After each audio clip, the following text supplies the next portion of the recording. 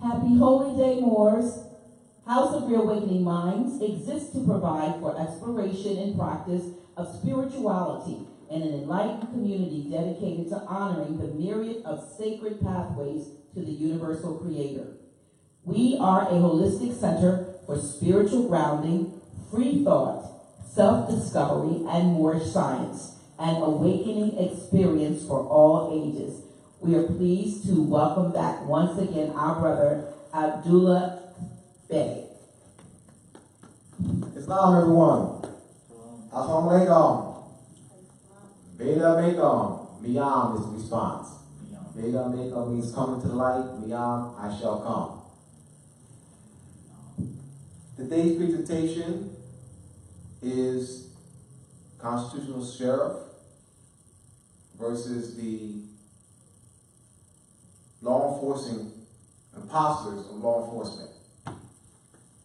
Constitutional Sheriff of law enforcement versus the imposters of law enforcement. Before I get into that, I'm going to lead up into that. Abdullah Bey and Edward X Tuesday last week did a debate, and it was actually an actual debate, not a fight. Not a debate, not a fight misclassified as a debate. It was an actual debate. Because you have people who think that, I won't say the name, that this venue does debates. That's not debates. I'm not going to say the name. That's not debates. That's fights. It's even advertised as a fight. You don't advertise a debate as verses. You don't advertise a debate as somebody have their fists up and they, you put them on a flyer and they have their fists up facing each other, like, Ali and Frazier. That's a fight. That's not a debate. So that's really a misrepresentation of debate. So the sister who was the moderator, she did a great job in explaining what a debate is. There were 5 rounds. There were rules. All right? So you had one who was pro, affirm, and one who was against. Point. So the big question is, what is black? But that was an actual debate. Debate is healthy. There's nothing wrong with that. We need to teach our children debate. The problem is, once again, is a venue. It's been around for quite some time. That's misrepresenting debate. So people's concept of a debate is from that venue. That's not a debate. So we have to, I urge you to stop calling that venue, that venue puts on debates. That venue does not put on debates. That venue puts on fights. You don't use the word debate for that venue. I'm not going to say the name. I'm not going to say the name. No. All right. So one of the questions that I asked Brother X, Edward X, there was a section for question and answer, is what is the language label for the word black? And he said that, what do you mean? He asked me what I mean. And I said to him, well, studying linguistics for quite some time. So the language label for the word black is English. That was one of the points that was not brought out during the debate was that. That point was not raised and it was not emphasized. The brother, he said that Moor is a Greek word, Moor means black. Sudan means black. Kemet means black. Ethiopia means black. But one of the points was never raised is that black is a modern English word. That's not first deal with the definition. Let's first deal with the language label. It's modern English. So the question is, how old is modern English? 500 years old. So you can't take a word, a form, B-L-A-C-K, modern English form, and retroact it to a time period in which it didn't exist. So to say that Sudan means black, therefore we're black people. Kemet means black, therefore we're black people. Nubia means black, therefore we're black people. So what's the motive of using modern English word? Why not use Kemet? Why not proclaim our people to be Kemetians? Or Sudanese? Why black? Why this propensity for black, modern English, black? Why not the older word, Sudanese, or Kemetian, or more, or black? So let's look at it. Black, the Indo-European root means the Sanskrit is blade. What does it mean? Bright. So the proper use of the word black in its form is a blade.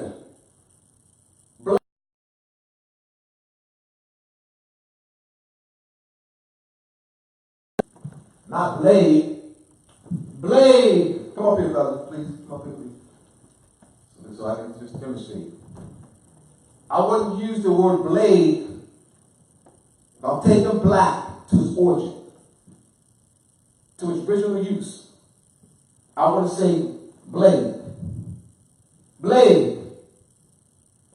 Blade, no. Bright. Shine. Gleam.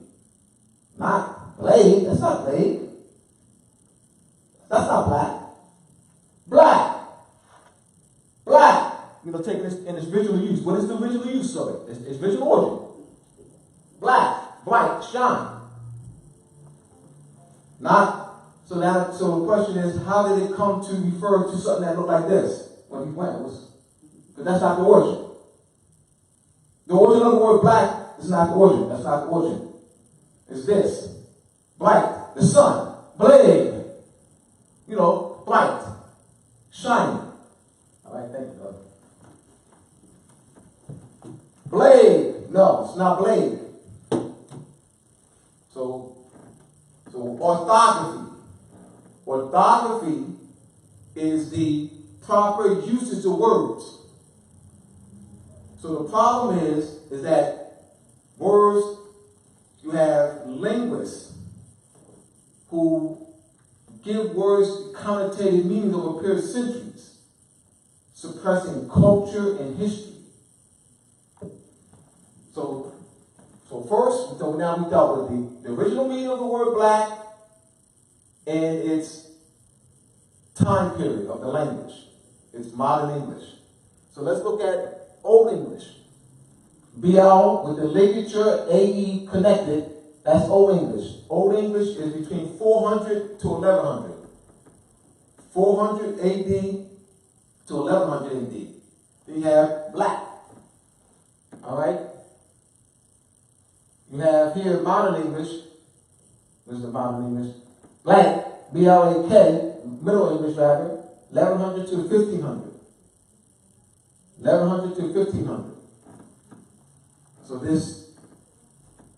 So this B-L-A-C-K, coming from the word blade, in Greek is phlegion, and Latin fligere, which means to brave, to blaze, glow, or burn.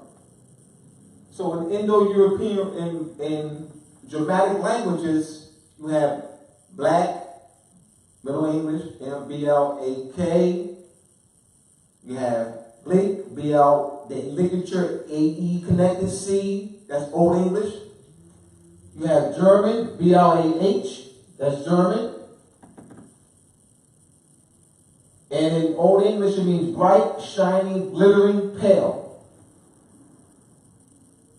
So this gives us the language labels for the word black in this time period. So the question raised, point is made that Moor is a Greek word and it means black. Let's say Moor is a Greek word. Let's go there for now. It's not Greek in origin, but let's go there. I'm gonna give Brother X that. Let's give Brother Edward X that. Moor is a Greek word. All right, no problem. I'll give you that. Moor means black. So Moor is a Greek word. Moor means black. That's his position. Brother X. How old is the language Greek?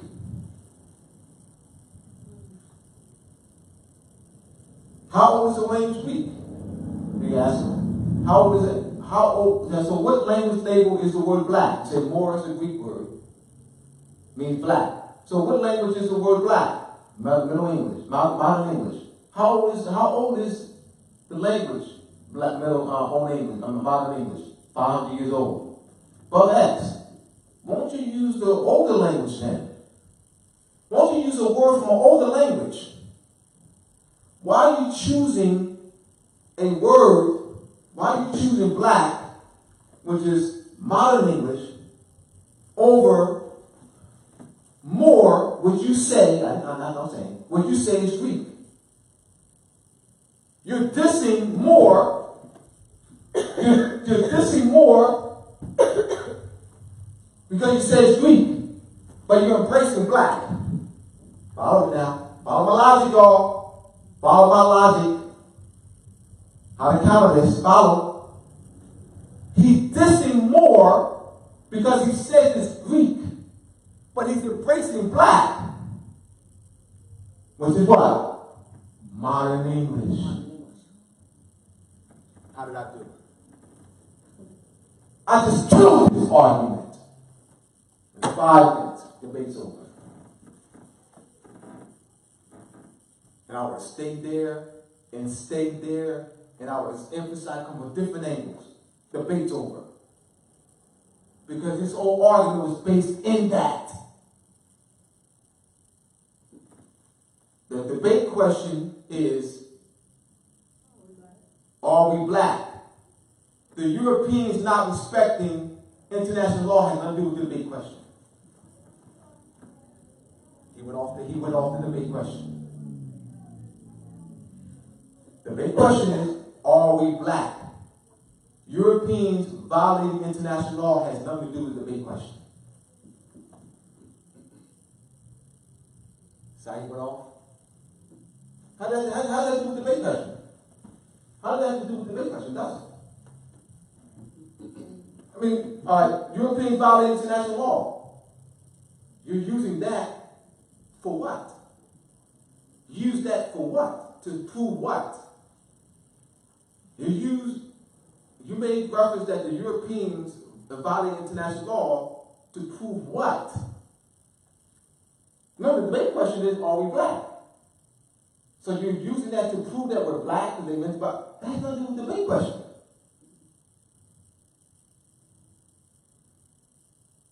I mean, Europeans, that had nothing to do with the debate question. So I just want to give people a way to counter this stuff.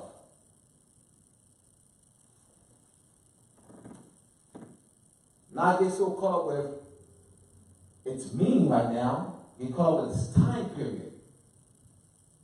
It's time. He embraced black though, but it's not embracing Moor. Why did he embrace Moor? I think I'll tell you why. He's protecting Farrakhan and Nation of Islam lie. That's why. That's all. Protecting Farrakhan and the lie. The Nation of Islam now is part of the Moorish movement. Not used to be. Well, she used to be my mother. That is, if somebody said that, you might smack them. Because it sounds so idiotic. Well, that's like saying, when someone says the Nation of Islam was part of the Moorish movement, it's like someone saying she used to be my mother. Can't used to be. That's the origin. We're talking about the origin of the Nation of Islam is Moorish movement. It's the origin of the Nation of Islam. Elijah Bey and Florida Hill were members of the Nation of Islam. Out of Detroit, Florida Hill and Master Florida, Elijah Bey.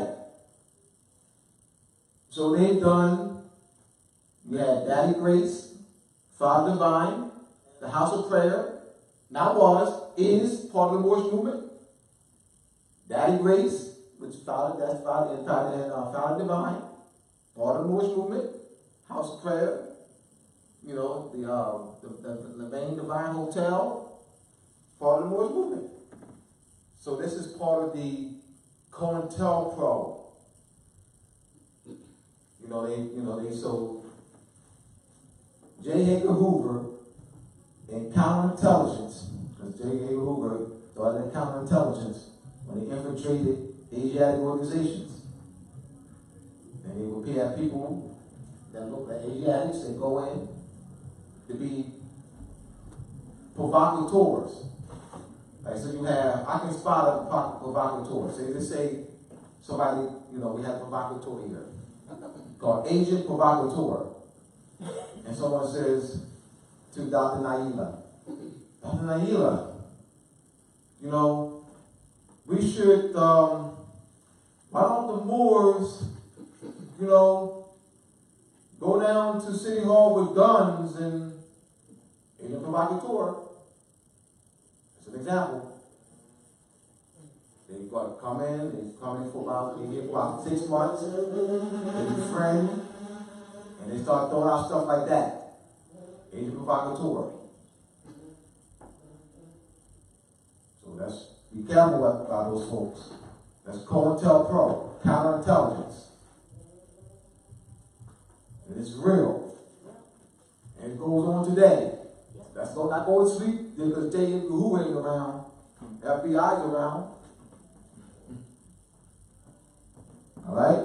So you also another thing that the FBI is doing is with this propaganda and misrepresentation that the Moorish movement is an anti-government, domestic terrorist, sovereign citizen movement. That's propaganda. All right, so we clear on how to counter people like Brother X. So someone says, like Manok Rashid, he's another one.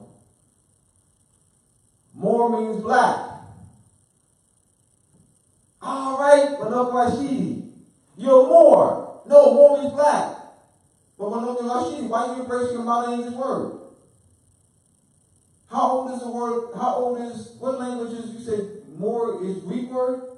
Well, how old is the Greek language? Over 2,000 years old? All right. Well, how old is modern English? 500. Why are you embracing the modern English word? Ask them that. Why are you dissing, as you say, the Greek word, which is older, as you say, the Greek word, which is older, but embracing about an English word. That don't make sense to me. Just keep trying to follow my line of reasoning, y'all. Now another point you want to ask, I would ask Edward X. Is get them to tell you what category. All right, so you said we're black. All right. Put it on the board. All right. We are black. All right. Put that on the board. Folks. Edward X. The record. We are black. All right. So, Edward X, what category does black fit in? Complexion?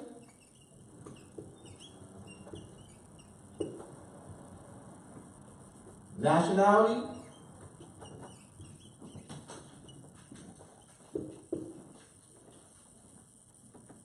All right, don't put in race here. Race?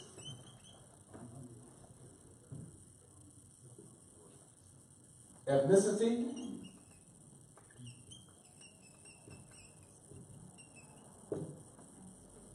What category does black fit in, Edward X? Get them to answer. Complexion? Nationality, race, or ethnicity? Well, neither one, but get them to answer. Get them to answer. Because what do you mean by we are black? What does that mean? What do you mean by that? Complexion, nationality, race, or ethnicity? What do you mean by black? Or something else?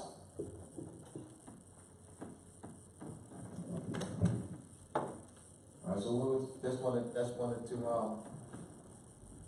something that Tamara and I had discussed, and she wanted me to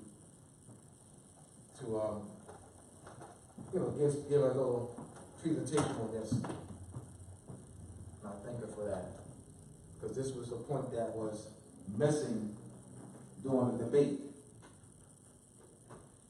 You know, the language label. Because I was the only one that raised that, but that was towards the end. That was a question, and he played dumb. He was playing dumb, as if he didn't understand my question. All right, now I have my etymology book, etymology vocabulary. We have here the movie Akil. Who saw the movie Akil and the Bee? Dr. Laramie, played by Lawrence Fishburne, and Keke Palmer, who played Akila. Akila was in Dr. Laramie's house as he was preparing her for the National Street Spelling Bee. He asked her, where do big words come from? People with big brains? No. Big words come from little words. Big words come from little words. So let's look at that. So we have the word stability. As an example. Stability.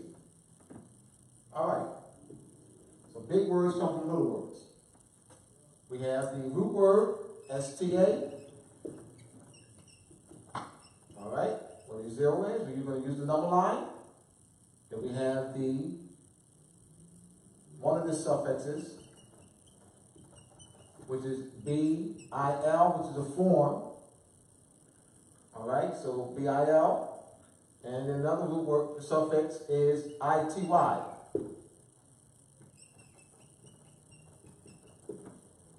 So this word stability has two suffixes. Your root word STA, which means stand. So big words are little words put together. So big words come from little words. So this concept of being a big word, so you don't see big words. You see what? Little words put together. Let's use another one.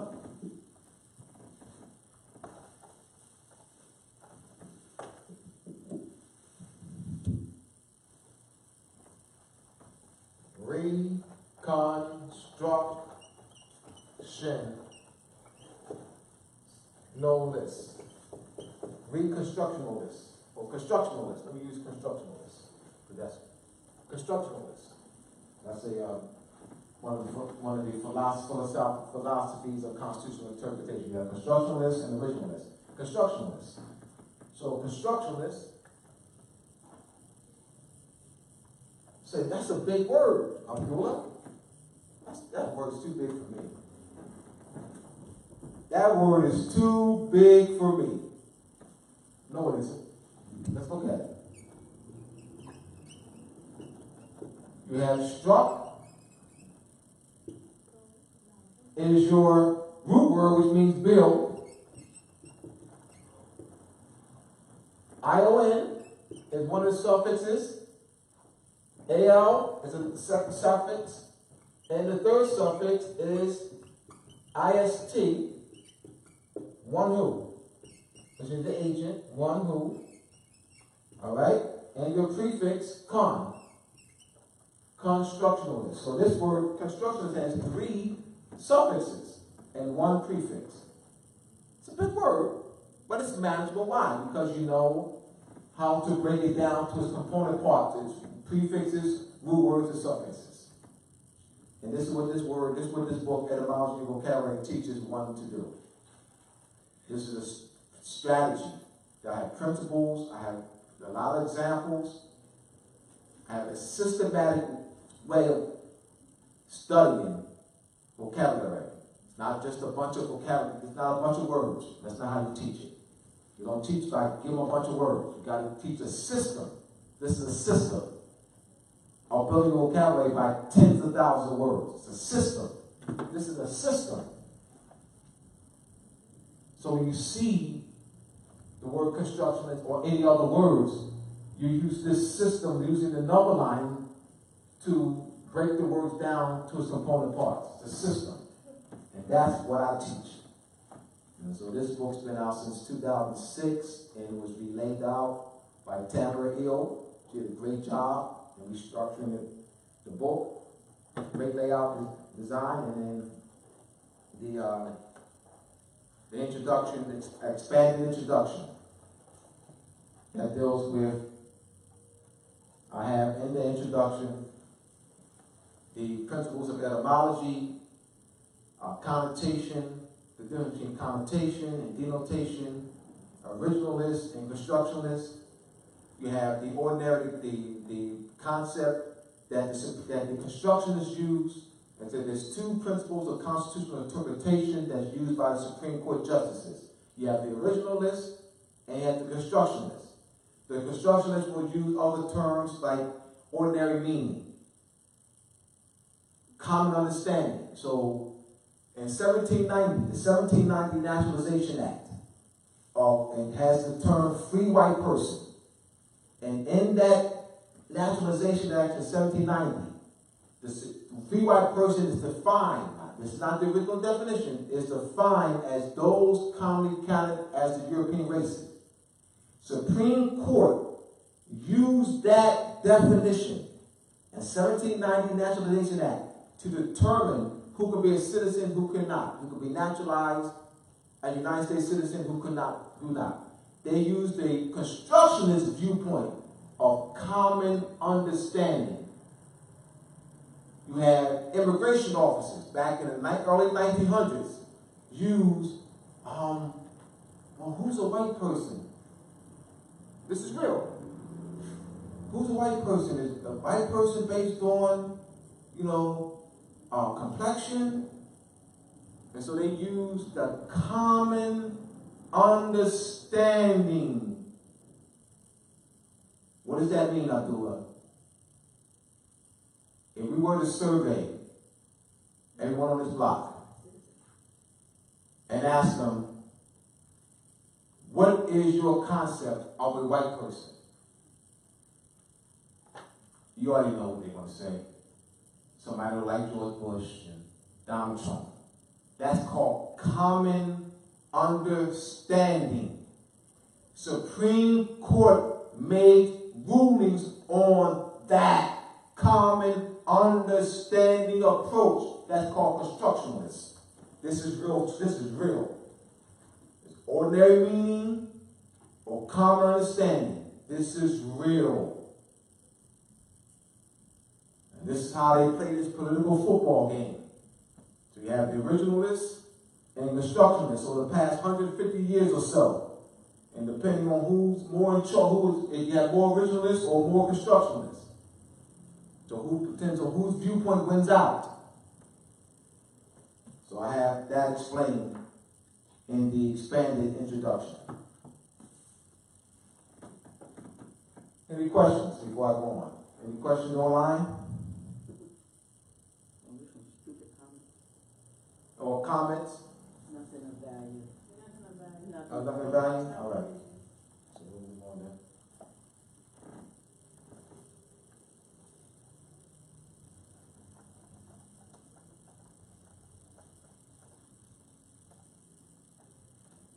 What is an officer?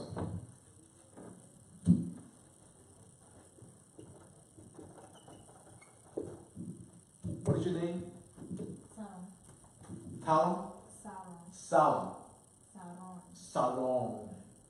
S-A-R-O-N. All right. What do you think an officer is?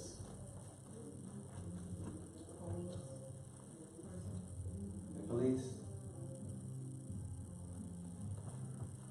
Put that on the board. That's what we're doing. And I would venture to say, if I were to poll our teenagers throughout the country, let's say I were to poll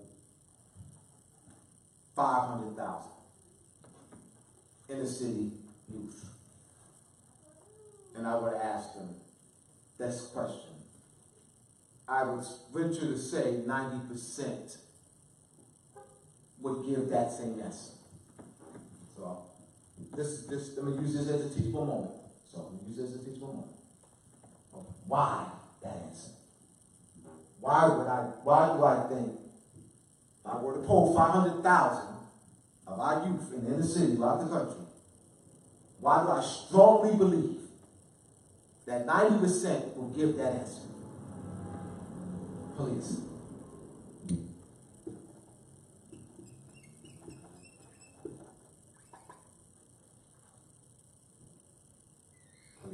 They'll give this answer.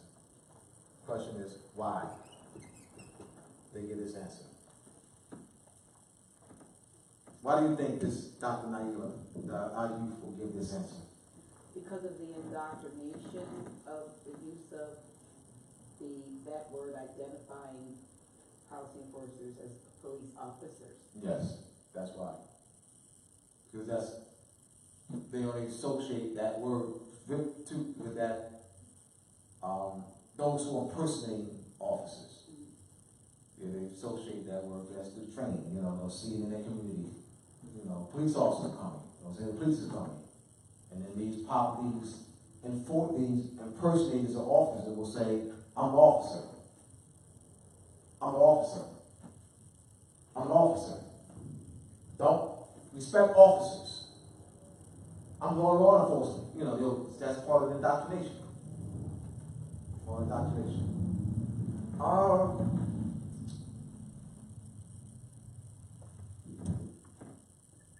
You part of any Girl Scouts? Any organization? You ever been part of any organization? Student government? Let's use student government. Because you have student government in school, right? That's student government. Let's use student government. Give you something you know. Give you something that you're familiar with. Alright? That's how you do it. That's the best way to teach. Give them something they're familiar with. Student government. Alright. Why she did it? You had elections in the school, student government, there's those who were maybe in October, they were running campaigns, president, secretary, treasurer, for student government. What they had to do was those who are president, there's a president of student government in the school, right? You don't know that, or you don't know that who they, but you know that there's a president of student government in the school. Right. You don't have to know who it is. In September, October, then they have to run for office. There was like, wasn't it there was like candidates, right? There were candidates, and you had to have elections, right? And that natural person won. All right, so that natural person is president, right, of student government at your school. So that president of student government is an officer. As an officer, that title officer would be appropriately applied. All right,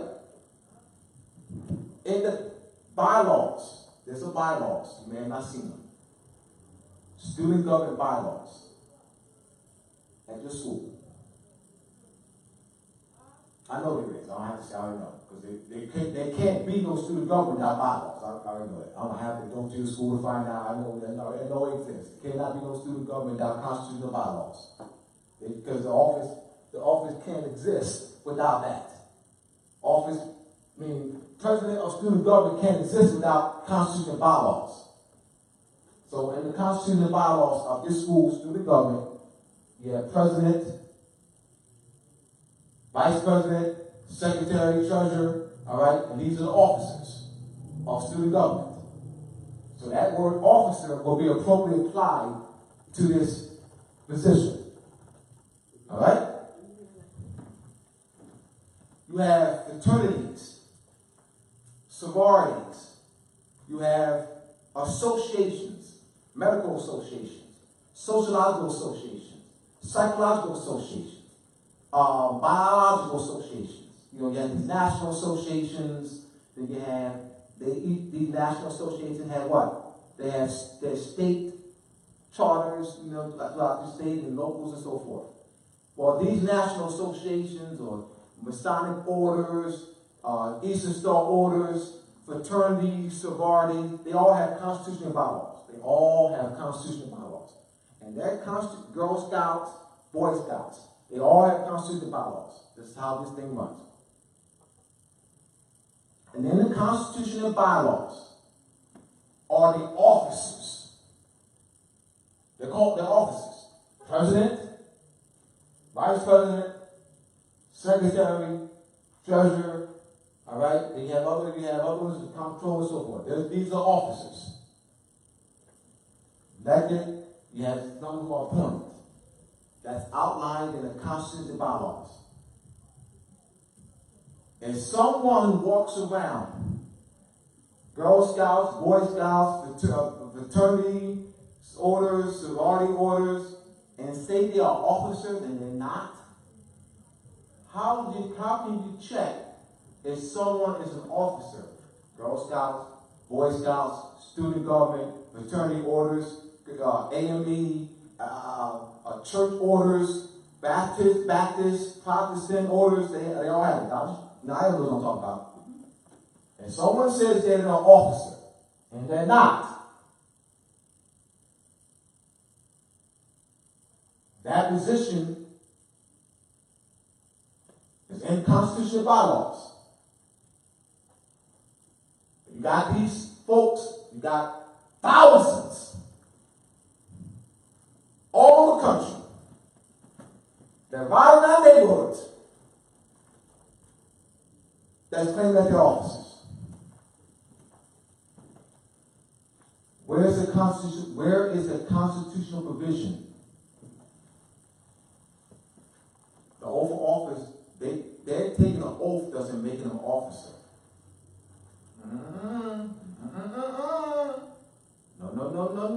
No. Don't show me no oath.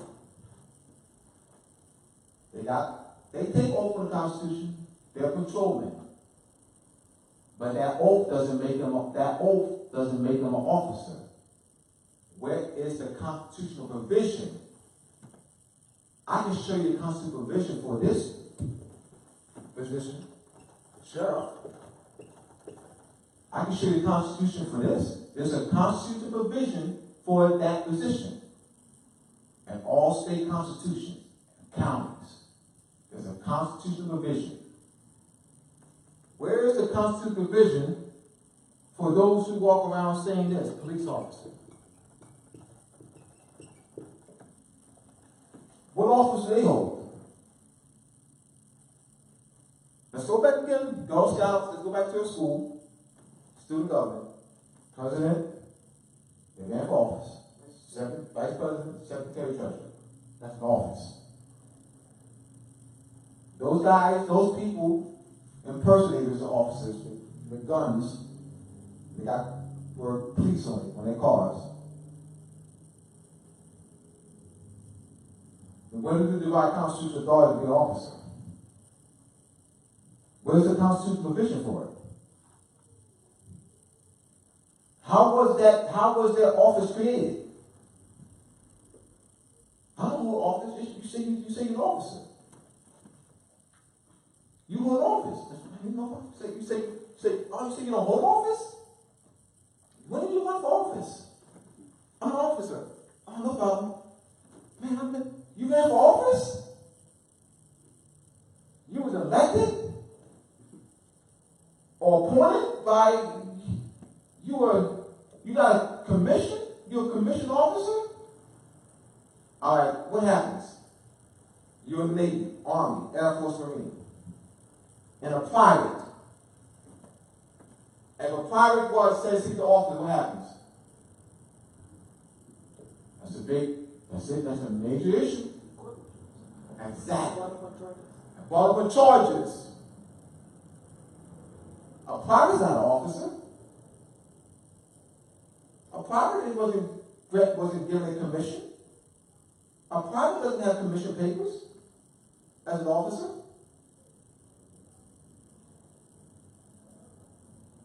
A private doesn't hold an office. Lieutenant does. I'm talking in the Army, Navy, the Army, the Armed Forces. Lieutenant, right? That's an officer, right? Colonel, that's an officer, right? That's commission. They have commission and they have office. You know, I'm going to see the lieutenant. They have office.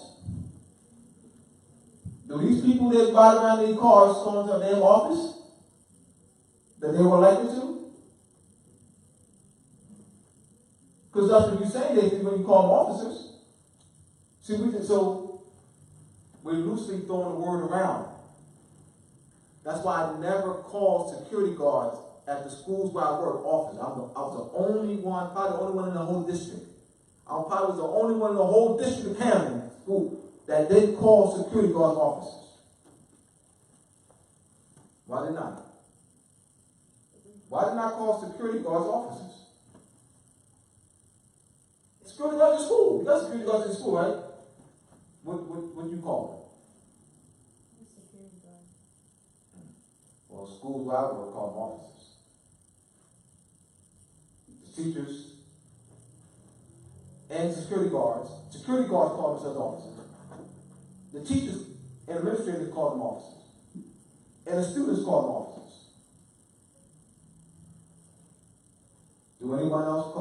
Does anyone call them security officers, administrators, teachers? So you never heard an officer refer to them as security guards at your school. Good. Get the man. But I have in my schools. I worked in 10 different schools in Kansas. They call them officers. Officer! They didn't say security guard.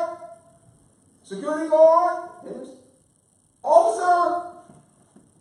Officer! You know, officer? Officer. Officer. See the indoctrination? You see the social engineering?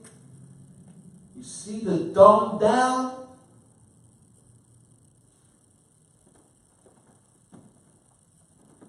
That we don't know words.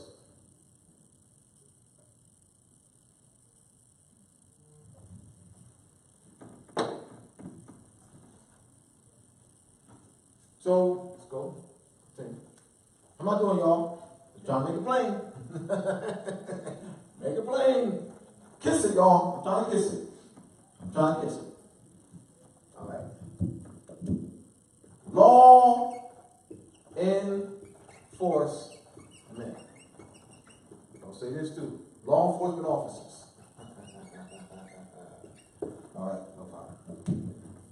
Where's the constitutional provision for that? Now I can show you the constitutional provision for this position. Sheriff. I can show you the constitutional provision and where it is in the Constitution, state constitutions, that the sheriff is a law enforcement officer. But they can't show me in the Constitution that they are. Just follow the Constitution, y'all, not emotion. Not because they say so. Not because they're intimidating you. Not because they're getting in your face. Not because they got a gun. Not because they point a gun at you. I mean, they're not officers.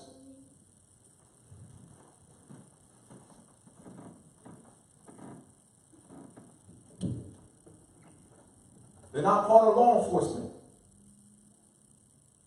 The sheriff is. And the sheriff can deputize everybody on his block, on the spot.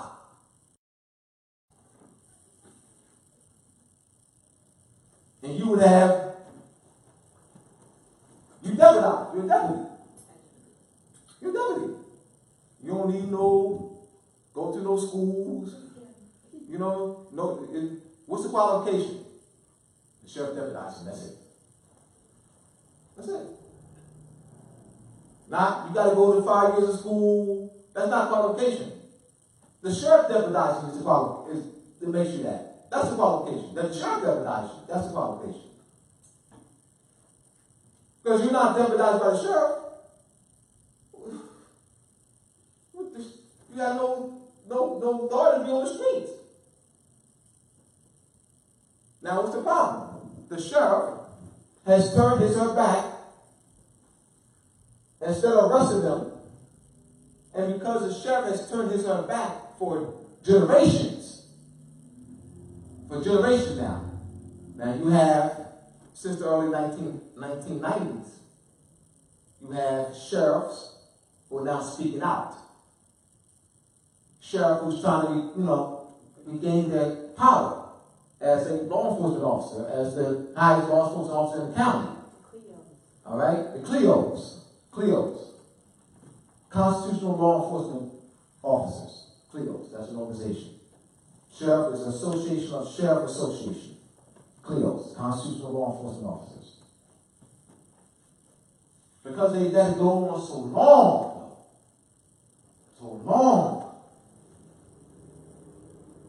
Where they've turned their back. So now you have these impersonators of officers who are exercising the powers and duties of the sheriff. You have the prosecutor office exercising the powers and duties of the sheriff. That power, what the prosecutor office exercises, belongs to the sheriff. Dr. Naila. Islam, how were those other offices, so-called offices, able to usurp the power and authority from the sheriff? Right. How did that transition take place as being seemingly to be over instead of subordinate to? You have, when you have back in the early 1900s, 1913. We go back 1913. Let's look at 1871. 1871 is the Act of Congress. The Act of Congress, May 5th, 1871, that created the corporation called Washington, D.C. And this is, you have the birth of the democracy. After the Civil War, you had the 14th Amendment, the 1868. And the 14th Amendment created an artificial citizenship. The Ku Klux Klan's issue, I'm going back, I go back to answer your question, Dr. Naima. Because this is all relative to answer your question. The Ku Klux Klan issue was the protection of states' rights. They've been seen as some hate group, don't like darky group. They've been viewed like that. Our people view the Ku Klux Klan as a hate group, don't like darky groups. People. That's the Ku Klux Klan, our people view them as that. Alright? So their true reason why they were established has been lost. Because you look at when they were established, 1868, 1867, 1868, the 14th Amendment you had before 1868 was when the 14th Amendment was enacted. That's not when it was introduced as a bill. It's all introduced as a bill in 1867. So the Ku Klux Klan issue was that they saw that states' rights were being encroached on. And you had other Europeans who were sitting in the seats of the Moorish government, created this 14th Amendment citizenship that they also put on Europeans.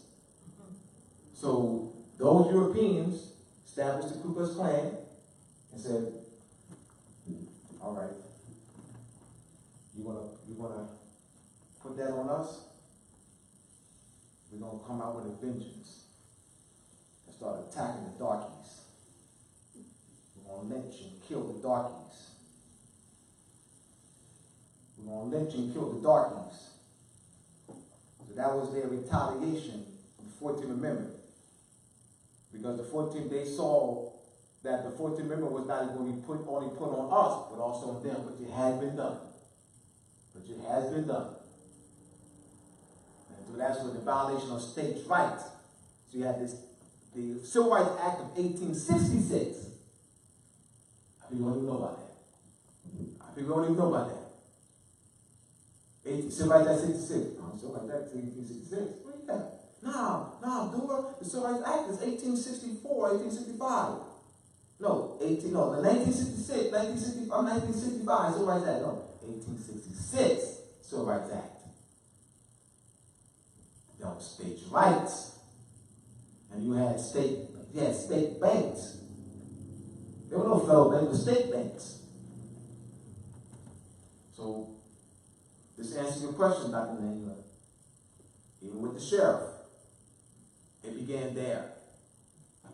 The approaching on the rights. That's where it began. So it's slowly, then began to lose more power.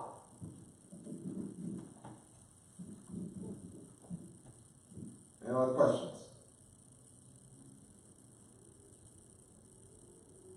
So a lot of people are not aware of the states' rights issues of the Ku Klux Klan. If I was talking to a Klans member, I'll talk like this.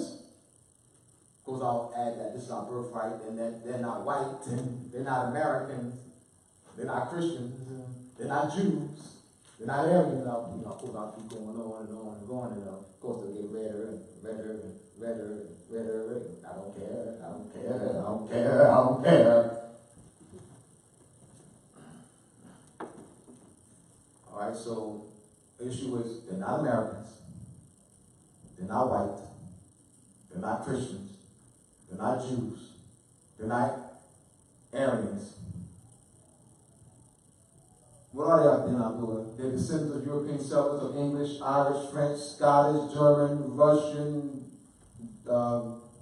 Dutch, Danish descent. That's what they are. That's what they are. That's what they are. Let's just keep it simple. That's who they are. Because if they claim that they're falsely claiming white, they claim your birthright. White's your birthright.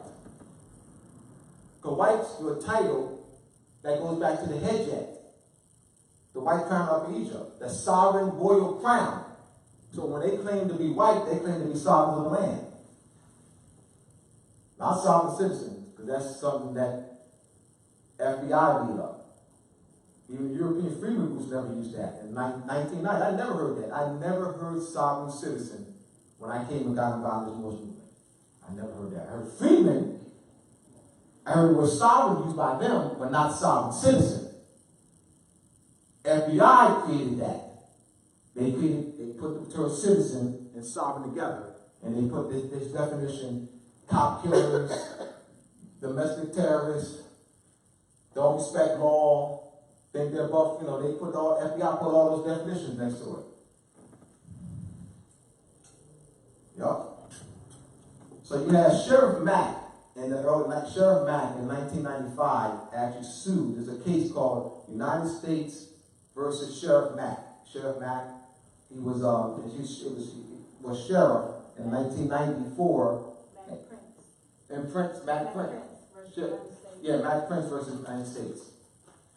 That's like, and he was the issue was the Brady Bill, and they wanted him to enforce the Brady Bill dealing with. When he got shot in. Yes. So they wanted to enforce the Brady Bill that deals with the limitation on gun control and so forth. So he said that he wasn't going to do that. So he actually sued and won. He sued as a sheriff, he sued as a sheriff, and he won. That's the United States versus Mack Prince. Mack Prince versus United States. And Justice Scalia was actually the deciding. Justice Scalia. Yes. Yes. All right, so law enforcement. Those people are, yes. It's someone that asked me to say Please.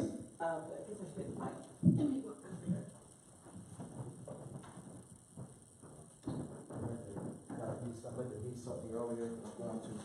All right. Brother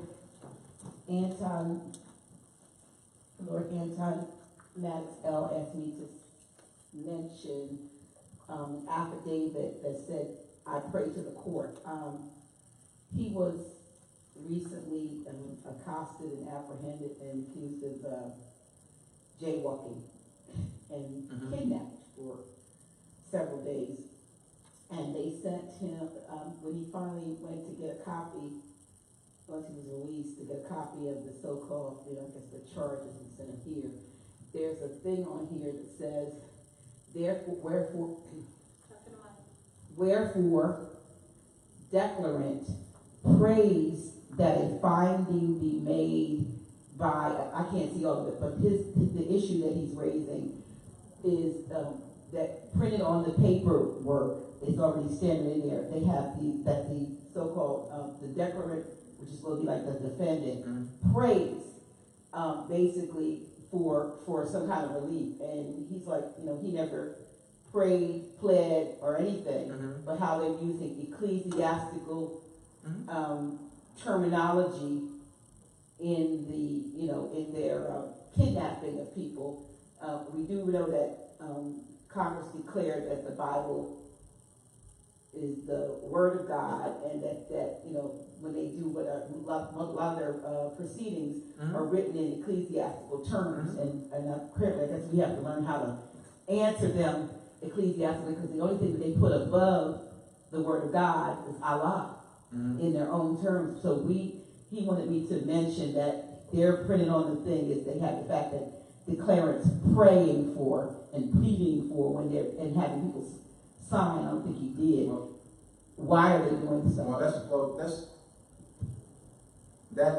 I can't answer that, but I can address that jaywalking is not a crime. That there's no charges against him. There's no charges against him. There's no corpus delicti. There must be an inter party. His walking across the street in any manner, backwards, doing cart flips, seesaws, however. Let me address the issue of corpus delicti, because that's for those who are listening, so they can have to address that. because want the brother, so he could want him to raise an issue to help him. The issue that he should be raising is, where's the corpus delicti? Where is the injured party? Who did I injure when I crossed the street? And have that injured party come forth. And that injured party with a sworn affidavit indicating the injuries. I mean, they had to have a hospital report.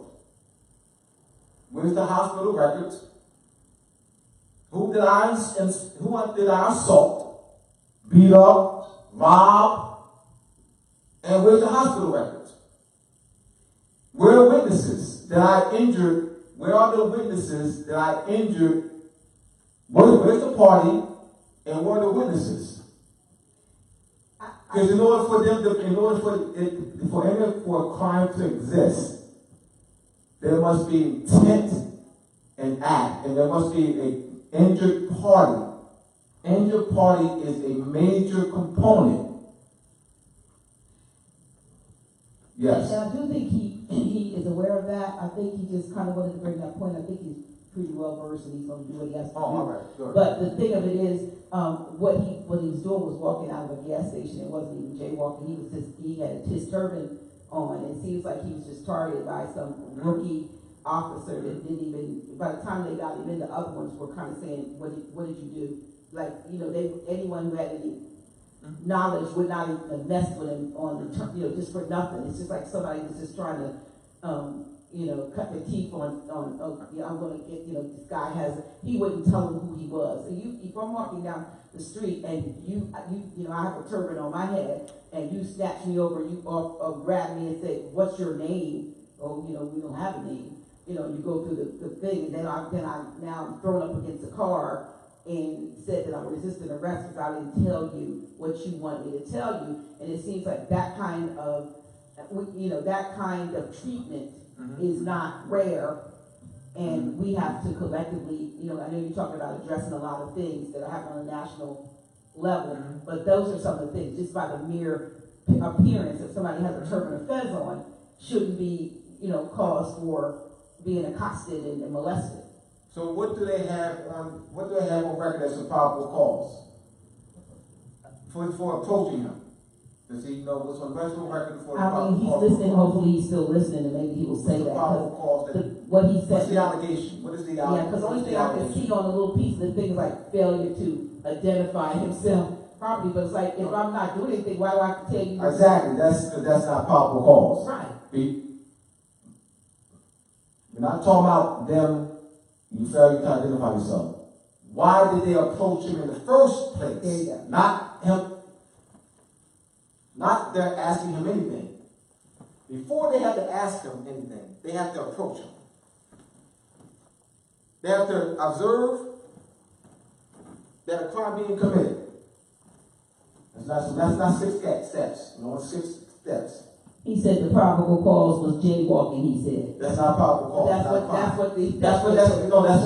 what they have. They have there. Yeah. All right. So that's inviting. That's inviting. Oh, he can do that.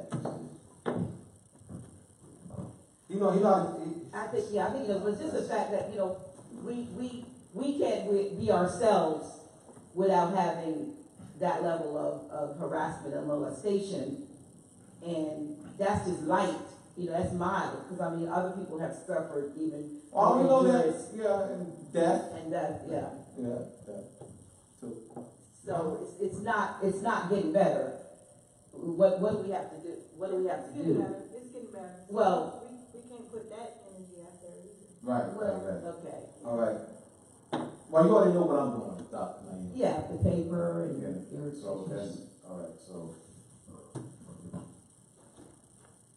another question. Comment. And keep in mind that he wasn't addressed by law enforcement either.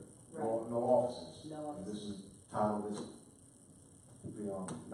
class today. Any other comments?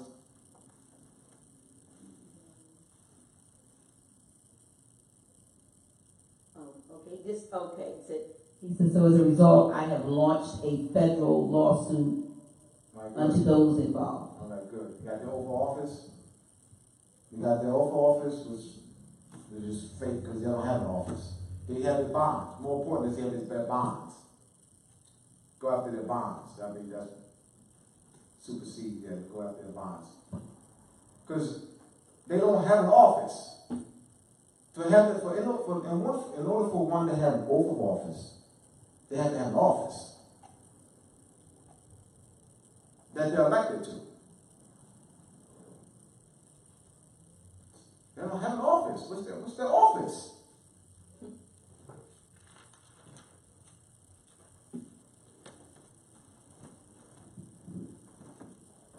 So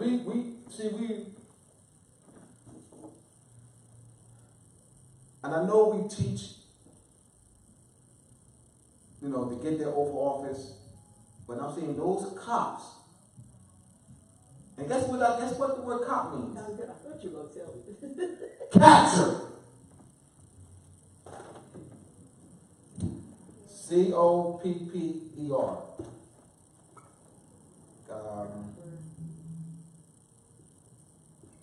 Capier, all right, to capture. Wow. That's just short. Cop is just short. Come for this. Capier, capture. That's what cop means. Etymology. Keystone means. Etymology. Yep. Keystone cops, where we're talking about the idiotic things that they do. All right. Well, I'm not talking about what they do. I'm saying they don't have authority to be on the street. See, I know we teach that they policy enforcers. I'm saying they don't have authority to be on the street. They don't have authority to be in the cars. I'm saying they don't have authority to enforce policies. They don't have authority to enforce color law. Wow.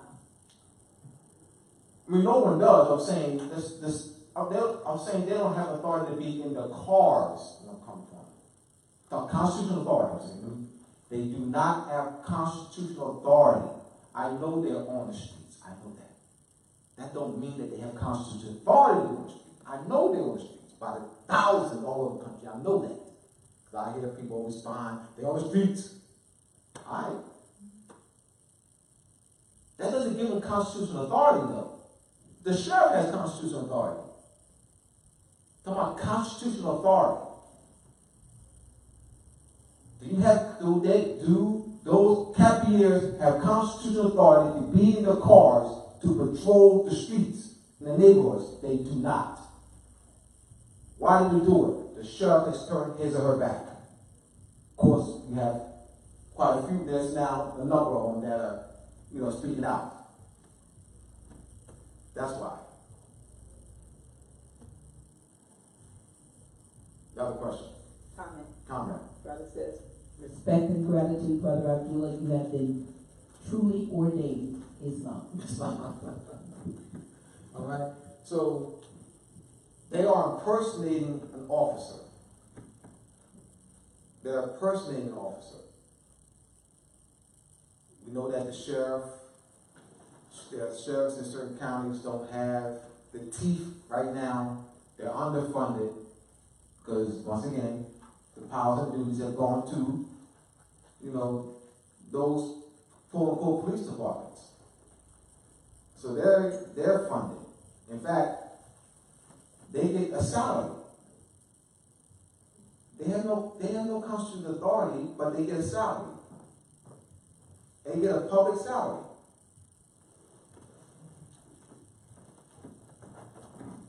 I got to get my phone.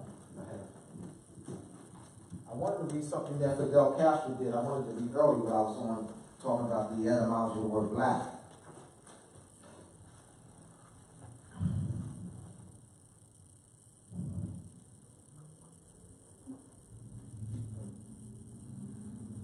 Fidel Castro gave a speech in 1994 1959. And in his speech, Fidel Castro, I'm going to go right to it. This is a paragraph. Throughout the past century, particularly during the Cold War, this is the article, and the title of the article. Throughout the past century, particularly during the Cold War, Latin American leaders from Cuba's Fidel Castro to Argentina's Juan Perón would express support for Arab political causes and call for Arab Latin solidarity in the face of imperial domination, often highlighting cultural links to the Arab world through Moorish Spain. Castro, in particular, made a Philo-Arab Pan-Africanism central to his regime's ideology and policy initiatives. In his famous 1959 speech on race, the Jaffe Massimo underlined Cuba's African and Moorish origins. Quote, "We all have lighter or darker skin. Lighter skin implies descent from Spaniards who themselves were colonized by the Moors that came from Africa. Those who are more or less dark-skinned came directly from Africa. Moreover, nobody can consider themselves as being a pure, more or less superior race." Now, did he say black? No. Fidel Castro, 1959. I wanted to read that when I was on black, so I just, I didn't want to lose the opportunity, but he didn't say black.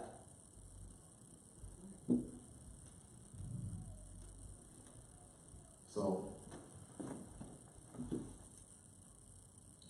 the constitutional position of the sheriff is something that, we should support in addressing the abuses. And the first abuse, the major abuse of these capieres is that they're impersonating the officer. That would be number one. And I know they kill and they beat up in the head, but the number one abuse is that they're impersonating the officer. And I know that's something we never raised. That's not raised. And when I'm raising it, that's something we need to raise, that they're impersonating an officer. That would be above all else that they're doing. That would be more powerful than anything else that they're doing. That they have no constitutional authority, which is never raised.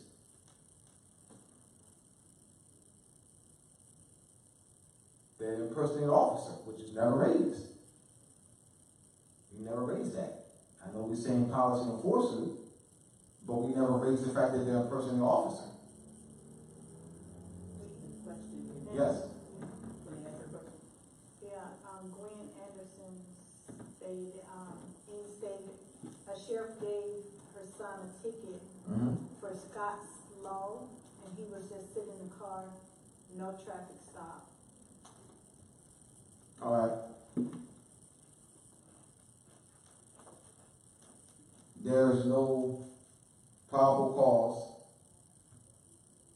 So the question to be raised is, what is the probable cause? I guess the point is, just having this conversation, she's saying, well, the sheriff gave her son a ticket just for sitting in the car.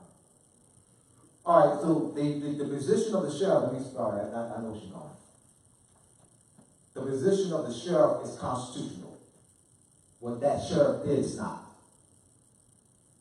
So we don't want to dismiss the office of the sheriff. The office, that sheriff is violating the law. Sheriffs do violate law. Because you have an office and you do constitutional sanction, everything you do is constitutional. All right, so that sheriff that did violate the law. That sheriff is a law enforcement officer. That sheriff is a law enforcement officer. So let's make that very clear. The one who gave her son a ticket, a law enforcement officer did give her son a ticket. A law enforcement officer did not have probable cause. What's probable cause? Let me explain that. And they'll come up with some BS suspicion. What does that mean? Suspicion, what does that mean? Because that could be, they'll use that, suspicion. Probable cause is, what is the apparent act of my committing a crime? What reasons did you have to suspect that I committed a crime? Sitting in the car. Where was he sitting? No. Where was the car? What time was it? She mentioned I didn't know that. She I can't, mentioned because that sitting it in the was, cars. they said it was called Scott's Law, so they got some law, they created something that's happened. You know how something happens to somebody, then they make this law, and make this law, like Scott's Law, whatever that means, so whatever that meant to that town. What was her son doing, though? Now, what was the time? Where was the car, and what time? Was it 3 o'clock in the morning? Was it 1 o'clock in the morning?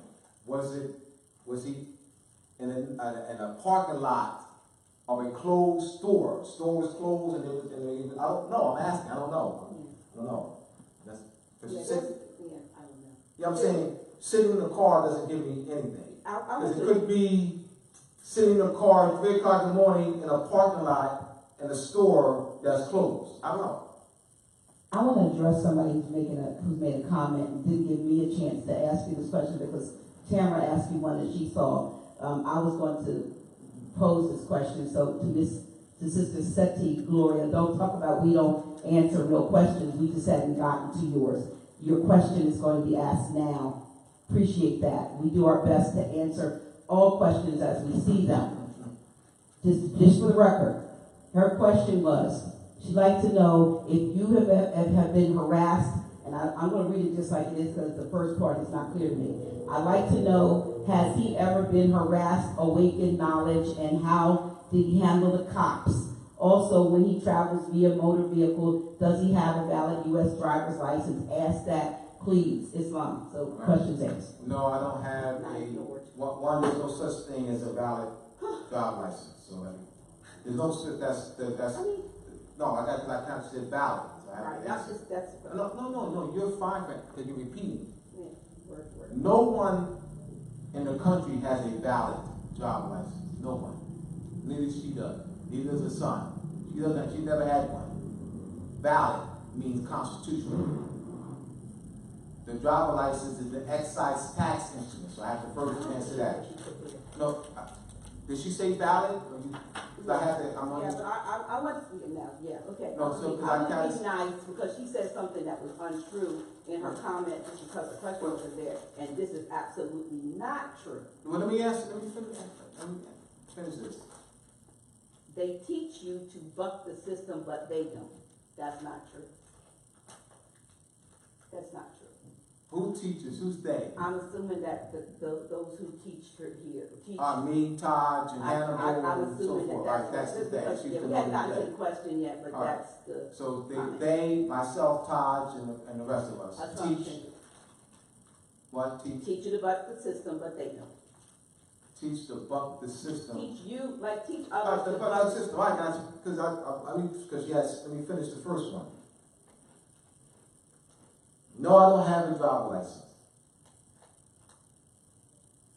No one has a valid driver's license. A driver's license is a tax instrument. It's an excise tax instrument. It is not a constitutional form of identification. Therefore, it's not valid.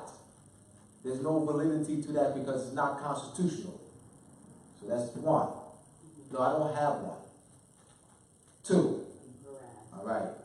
Dealing with the issue of harassment. Dealing with several times over the, a couple of times over the years, I dealt with issues with, being stopped without probable cause. And I would ask, and I dealt with that. There was a probable cause. I mean, what's the reason for you stopping me? Did I commit a crime? Do you have a reason that I committed a crime? So that's what I'm asking when I ask for probable cause. And then, you know, we just doing routine stops, which is not a reason for stopping. And so, and I said, well, can you put, you know, the police chief on the line? You know, have the police chief come. So they, you know, they call in and wait for the police chief to come. And of course, I had to wait 30 minutes. You know, yeah. And I made it very clear to them that I did not commit a crime. They said that they stopped me, you know, for routine stop. But what was the crime that I committed? You know, so after an hour, they let me go. And that is harassment. That's harassment. Because I was stopped without probable cause and held for a whole hour.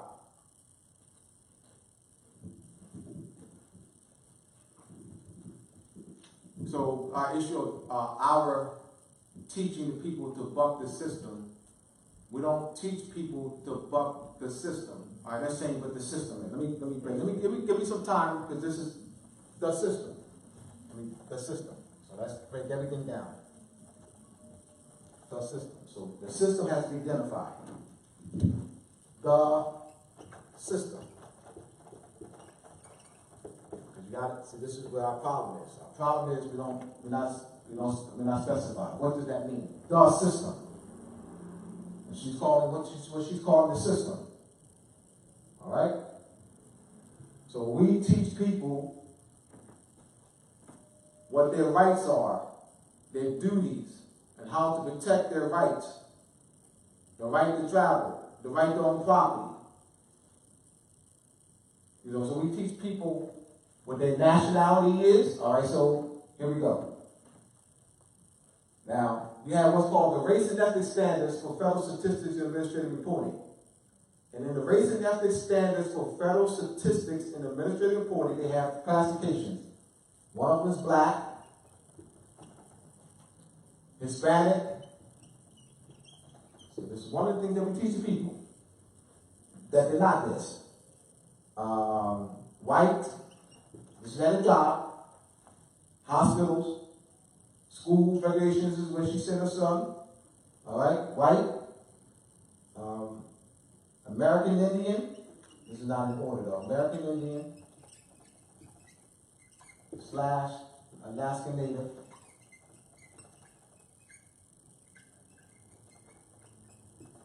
So this is a violation of law. So we teach our people that they're not black, that they're Moors. Article 15 of the United Nations Declaration of the Rights of the Child states that Article 15 of the United Nations Rights Population states everyone has a right to a name and nationality. This is not a nationality. So who is committing a crime? Who is violating the law? So we don't teach our people that they're black. We don't create census forms. We don't create forms that they use at hospitals and jobs with the word black on it. The people check it off. We don't create that. So we teach people what? The buck what? We teach people issues of corpus delicti. In order for a crime to exist, there must be an injured party. You commit a crime. All right, what's the injured party? There must be an injured party. Either I stole somebody's property, stole somebody's car, or I damaged somebody's car. If damage would be a tort. You have torts. That's right. So you have torts. All right. So a tort would be like if I hit somebody's car. That's a tort. And so that's a civil act. So a tort is a civil action. So you have criminal and civil. So we teach people constitutional principles and treaty principles and bring our people back into the constitutional form of government. So clearly not teaching people to buck the system. One, that our people are being classified as black, nigger, colored, and African American puts them in the state a critical conditional civil death. And as a result of being in a conditional civil death, they have no rights or protections. Yes. Islam, in the industry, in the insurance professional industry, I'm just going to deal with the auto side, and even in the commercial side. In the commercial side, as you indicated, there's tort damages when there's damages that occur. And one of the things that I thought was very funny as I learned more about nationality and just the whole entire breakdown is when they're sitting over their instrument and have to sign autograph, well, they're signing and have to sign, they always would make an error on the title. It's a commercial vehicle, so they would sign the name of the corporation, which is a rejection. Can't accept that. And there's always been an argument as to why I have to put my name on this form because a corporation can't speak for itself. Now take those same principles as you being in a status, a dead status of the 14th Amendment citizens, all caps, of which is not even valid anyway, but you're falsely placed in that construct. So you falsely placed in that construct, so when things go down, they say you can't speak for yourself. Exactly. You need an attorney. Same difference. People can't see themselves, and you got to jump out the frame sometime. And, this venue, there's a lot going on. And there's a lot going on where I see a lot of our Moors, we are warring with each other over words. Instead of just coming together on a foundation that we can build together. And we can go from there. And you're trying to figure out who's real and who's not. We can get to that, but for the first thing, we first got to agree to we're being oppressed. Can we agree on that? Like, can we all agree on that first? Instead of continue with the infighting. Because we'll never get out of this. Yes, Mom. Wow, good point. That's part of social engineering, the nationalized Moors. So nationalized Moors, as Tamara was mentioning, and I've seen this over 25 years. And you have issues of jealousy. There's issues of jealousy too. Who's carrying the biggest stick type thing. So I see a lot of these issues of jealousy too. So you have those who, you have issues of people who sell packages. So that's this. Why? Why addressing some of the fighting? What's the nature? What's the reason for that? You have some nationalized Moors who sell packages, 5,000, 10,000, 700. I'm not exaggerating. I'm not just throwing numbers out. And so you have someone like Abdullah Bey, who's teach the people Constitution, and also myself, Hannibal and others, who's teaching the people constitutional principles, and that nationality is free. And there's someone who's selling a nationality package for 2,000 will speak out against Taj. So you got to look at why this. Oh yeah, the Moors are warring. Well, that nationality was not honorable. He's in it for a gain. That's why he's speaking out against Taj. That's why. This is real. I'm not even making this up. I'm not even making examples of it. This is real. I'm not seeing it over and over again. So this is one, so you have, something they call dirty Moors. Unclean hand Moors. I use that on a legal term. Unclean hands Moors. All right? Unclean hand Moors. So you got to look out for that too. You got a lot of this going on. A lot of it was going on in New York before we started teaching classes there back in 2006. Selling packages. now, come get your national paperwork for $4,000. And this is real stuff. All right, good point, good point. Any other questions or comments?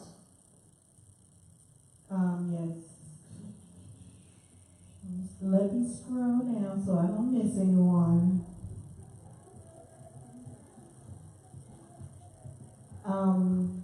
Why do people go to jail for child support? That's civil too.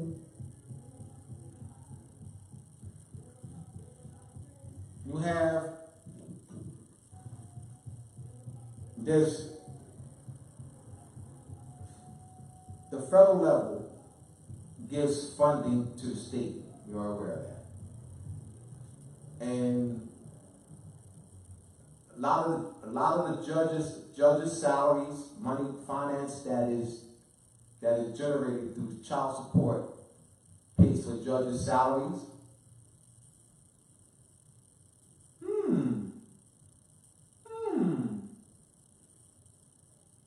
Judges' salaries, and there's other point, but judges' salary is the major one. All right. So you're looking at that major issue of because the issue of Title 4D, because child support falls under Title 4D, and the Title 4D issue is dealing with reimbursement. So it's not issue of child support, it's issue of reimbursement. So you have the federal gives funding to the state, and so the issue is reimbursement. Now, so those, if someone who applies for an application and they're getting Title 4D funding. And so that's an issue of being reimbursed, where the state is being reimbursed. But what they've done was they've taken it to another level, and they've used that finance to pay judges' salaries in other areas. This is a major finance by this child support, this reimbursement. Title 4D. But a lot. So it's majority of the corrupt. Because it's corrupt. The majority of the time, those moors are not in their proper standing as well. Absolutely, but if we just talk about the issue of what child support, classifying child support in its proper category, Title 4D deals with reimbursement. And so it's the issue of corruption. Corruption, and a lot of jobs are being funded through that. That's why. It's corrupt. It's corrupt. Unconstitutional.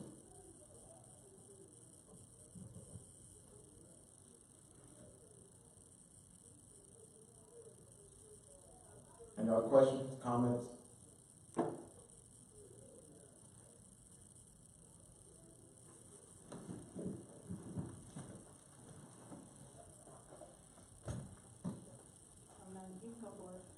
What's that? You go for it. All right.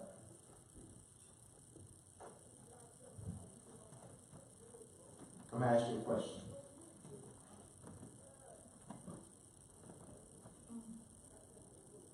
You guys give it a mic, please? Go get the answers. I still can't pronounce your name, so that's why I'm not saying it. I'm saying it three or four times wrong, so I'll say it won't say it at all. All right.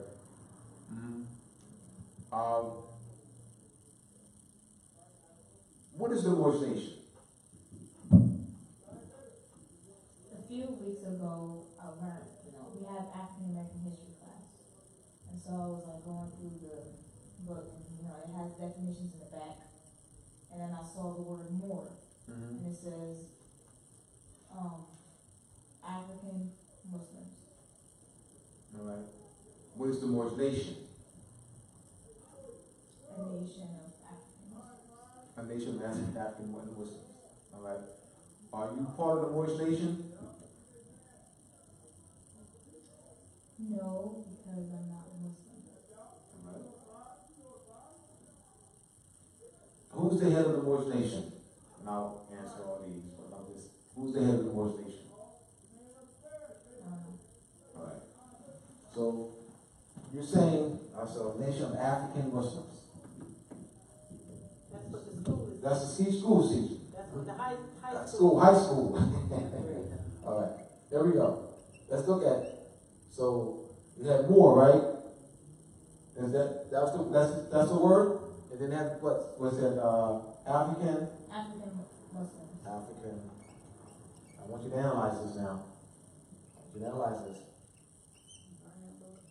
He probably said Muslim stuff.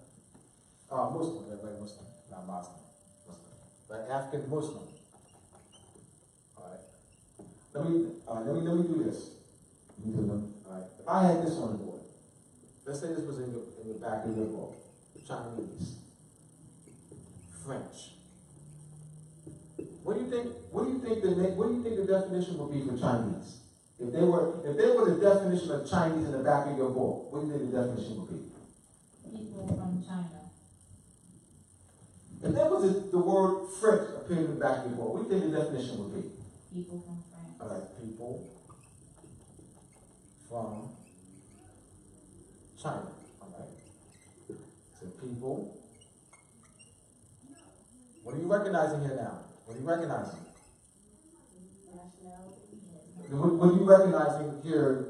What's the definition? The word Moor, African Muslim, Chinese, people from China, French, people from French, France, people from France. So, what's off here? There's a pattern. There's a pattern here. There's something doesn't fit the pattern.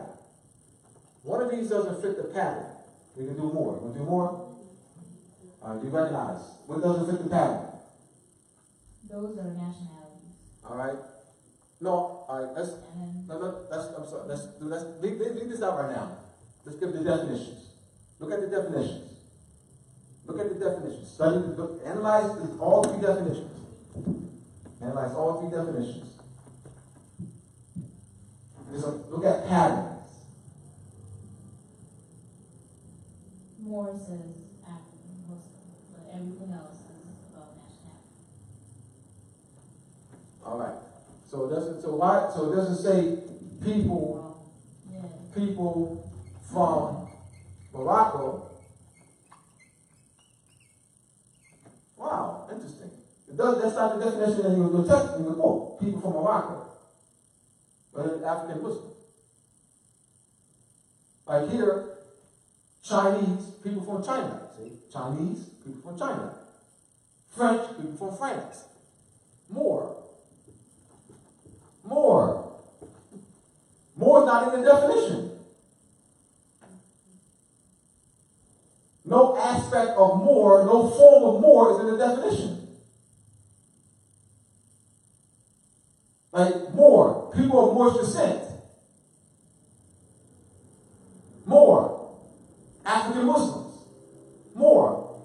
Why does the definition read in your book? Moor, people of Moorish descent. Because that would be the appropriate definition. I mean, African Muslim is not an appropriate definition. Just analysis, that's all. Just analysis. And you recognize by putting this pattern in here. That's why I did this. You recognize that this definition is off. Something's off with this definition. Because the definition here doesn't tie, where these definitions here tie to the people. This is the people, and this is the place. Country. People, country. African Muslim. Alright? Just want to get you to think. Facilitate thinking.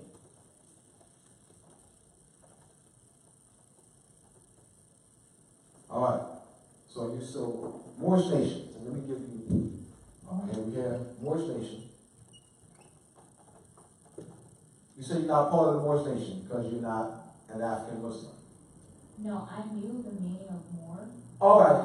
Yeah, I was just saying according to the book. All right, but I gave you Moors Nation. You know, Moors Nation is, I want you to define this. Moors Nation. What's Moors Nation? What is the Moors Nation? Those mean people from Morocco. All right, where's Morocco?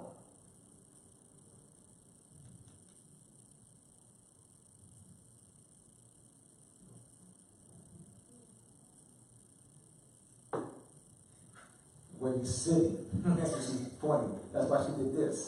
She's doing this. Help you out. Where you sitting. Where you are. Now. Moroccan Empire. Where you are now. This is Moroccan Empire. You were born and raised in Morocco. You were born and raised.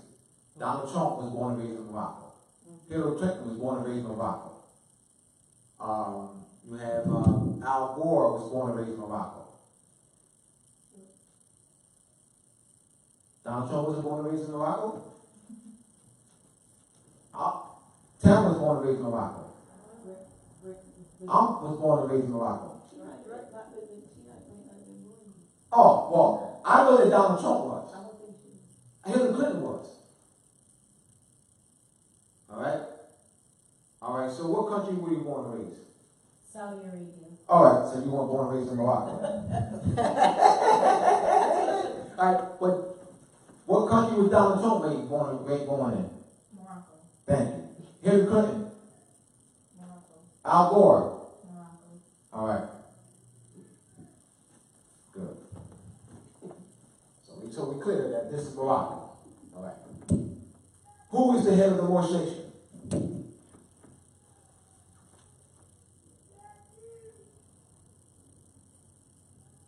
Moors. Who is currently the head of the Moorish nation? The head of the Moorish nation. Acting. Currently. I mean, because you said Moors. Yes, Donald Trump. That's correct. Donald Trump. Donald Trump is the correct answer. All right. And the reason why Moors is not the correct answer, I'm talking about currently head of the Moorish nation, is because we Moors are not ruling. I mean, we're not. I mean, you don't see me up there. I mean, tithing up there and speaking to people, and that would be people that would include Europeans, not just Moors. I mean, I won't be just speaking to Moors, I'm speaking to Europeans too. Because Europeans are under this. So is Donald Trump. Europeans are under this. Why? Why I'm saying Europeans are under this? Exactly. This is the national flag of the country. That's why Europeans are under this. They're naturalized citizens of the Moorish nation. The Moorish nation has a dual national seal. You have one note? You have one note? Yes, one here. Here. You have one note, so then we're going to explain what a one note is. All right? That's a one note. That's a one note. That's not a $1 bill. There's no $1 bill don't exist. You can't show me that. No one on this planet can show me a $1 bill. No one on this planet. No one on this planet. They can show me $1, but not a $1 bill. You can show me $1, but you can't show me a $1 bill. That's a one note. $1 bill is a term that's fictional. It doesn't exist.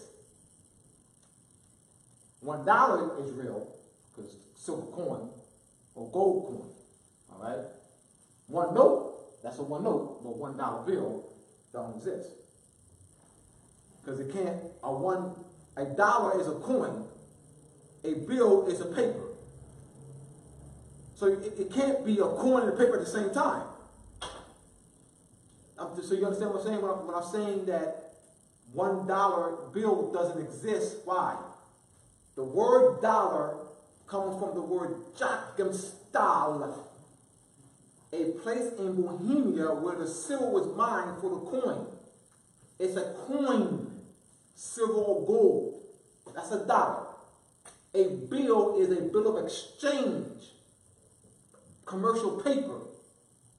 So it can't be a piece of paper and a coin at the same time. It's either a coin or paper. What I'm saying is just that simple. You break the words down. Break the words down.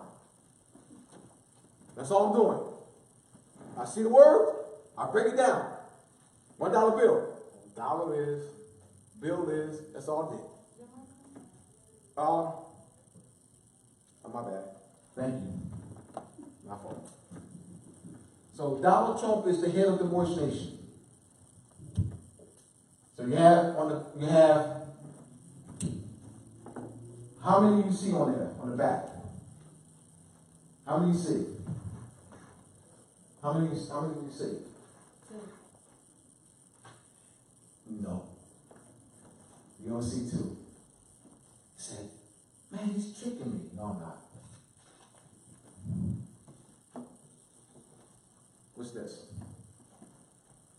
Coin. How many sides? How many coins? Count how many coins I have in my hand. 1. How many sides?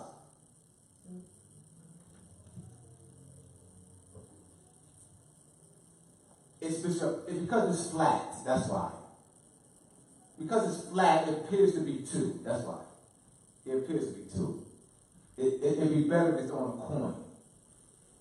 It's 1 coin with 1 nation, 2 sides. Our verse means what? The principal, main, or chief. All right, on the board. Our verse, O-B-B-E-R-S-E, which means principal. You know, the principal of a school means the head, chief, or main. The principal side of a building, or main side of a building. All right? So you have, we have the reverse, which means the back. The back. Back, or subordinate. Superior, chief or main, back or inferior. Inferior. All right? So Donald Trump, when he speaks, he's at a podium, or whatever, it's a back of him. He's what? That's the reverse side of the seal of the Moorish nation. You see the reverse seal of the Moorish nation.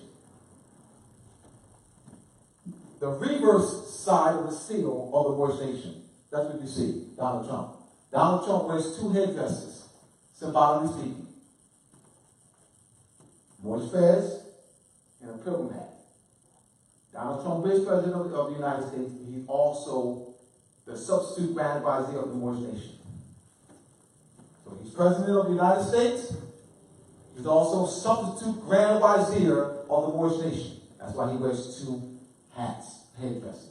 Moorish fez and pilgrim hat. Donald Trump sits in the Oval Office of the Moorish nation. He sits in the Oval Office of the Grand Vizier. He's a substitute. You know what a substitute teacher is, right? Explain it. What is a substitute teacher? What is a substitute teacher? What is a substitute teacher? Just another teacher that does the same job. Clearer. Give us a clearer definition. You said another teacher. All right?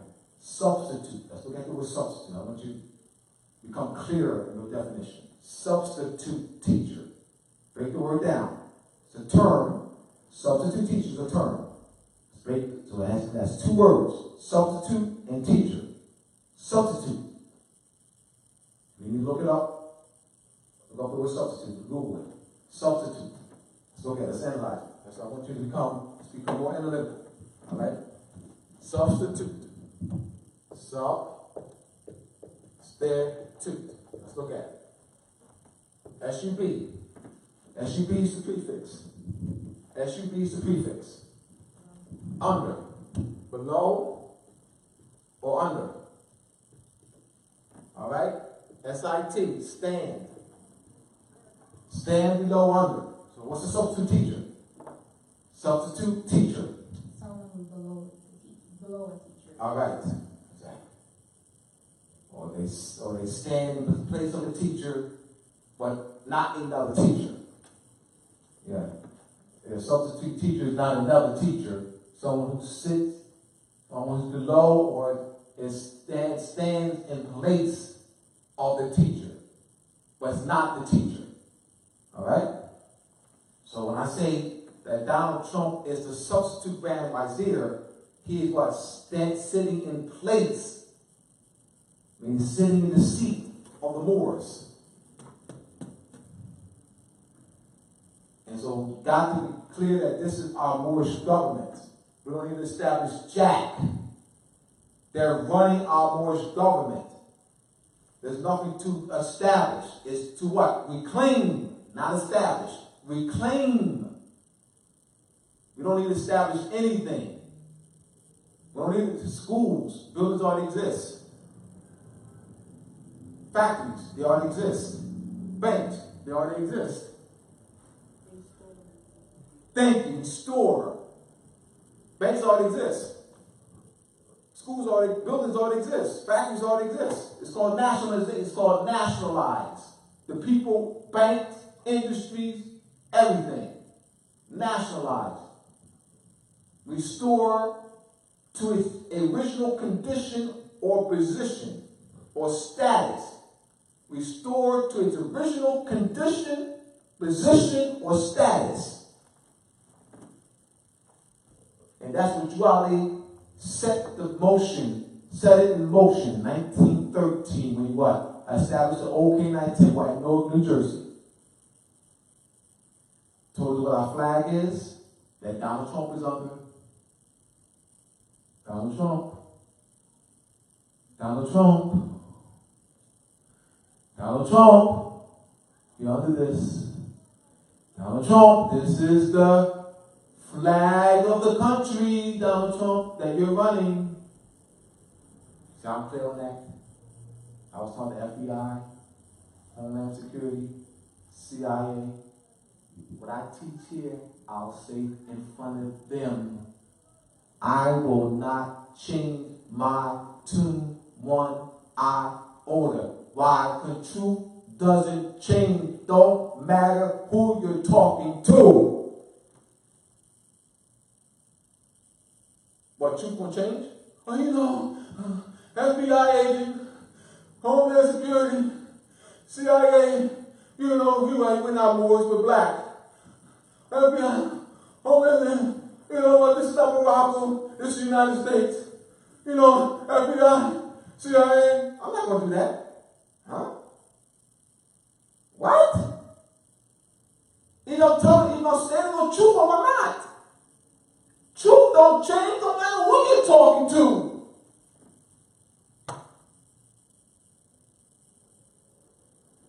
Either this is the worst flag or it ain't. Either this is Morocco or it's not. What's the United States? I'm talking FBI, this is the United States. Yo, this is Morocco. Yo, FBI, CIA, this is the United States. Yo, this is Morocco.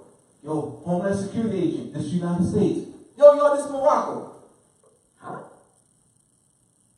That's foolish. I'm just trying to make a point, that's all. Just trying to I do this, then nail a point home. That's all.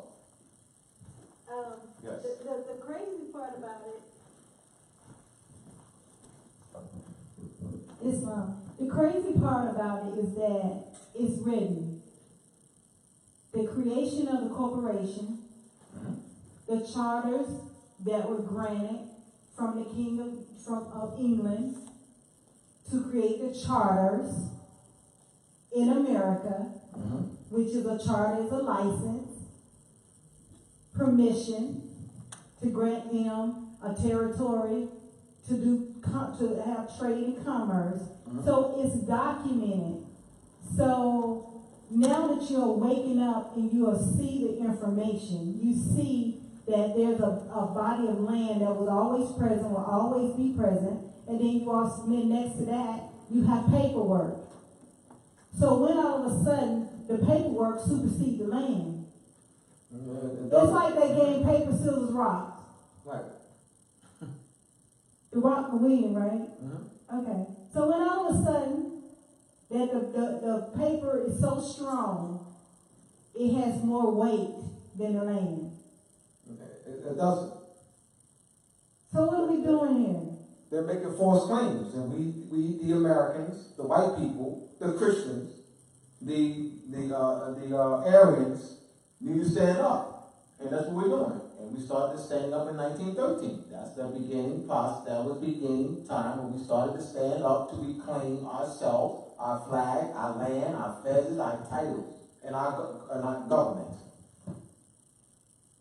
Thanks to COINTELPRO, thanks to J. Edgar Hoover and COINTELPRO, they infiltrated Asiatic organizations. One of them is Moore Science Temple. Moore's Holy Temple Science was infiltrated by people that look like me and you. They were CIA, they were FBI operatives, CIA operatives, agent provocateurs. Great point. All right, so now you're clear that this is the Moorish government. And the Moorish government has so you have the obverse and reverse seal, one seal. One. That's why you have the word one in between. See the word one? Because it's one.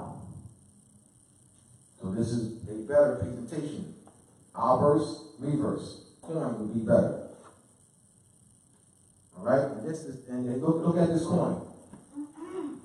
Give her a coin. Get the coin. Give her a coin, please. Because I need to have it.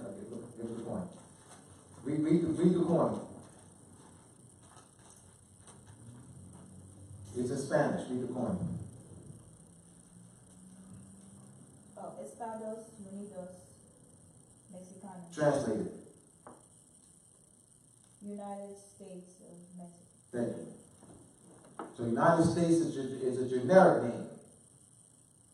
So United States, which one? Which one? El Salvador? Brazil? That's United States. Brazil, United States. Look it up. United States of Brazil. Mexico's United States. You got it in your hand. United States of Mexico. So which one? You know, United States of America. Well, Brazil is United States of America. Mexico is a United States of America. El Salvador is a United States of America. Haiti is United States of America. These are American states. American state. And you have Haiti, Cuba, Dominica, Argentina, El Salvador, Brazil, Guatemala have the MOORS-MUURS in their coat of arms. There's about 8 of them. They have the MOORS-MUURS in their coat of arms. They're not Cubans. They're not Dominicans. They're not El Salvadorians. They're not Colombians. They're not Argentinians. They're what? They're Moors. What did the president of Philippines say? He said, the president of Philippines, the current president of Philippines, he was talking, he was speaking publicly, he had women right behind him. He said that the name Philippine came from Philip II, and that they're mortals. They're not Philippines, they're not Philippines. They're mortals, Moors. They're not Colombians. St. Dominique, Dominican. They're Dominicans. That's St. Dominique. He was a friar. Friar means brother in French. Fraternity Latin, fire, French. You know, so that's even our title. So then you have the brotherhoods, because that's a title that belongs to us. So they took, of course, they used to, they've been in this habit of stealing our titles. So they're not, and so when you see the Moorish fairs and the coat of arms of these American nations,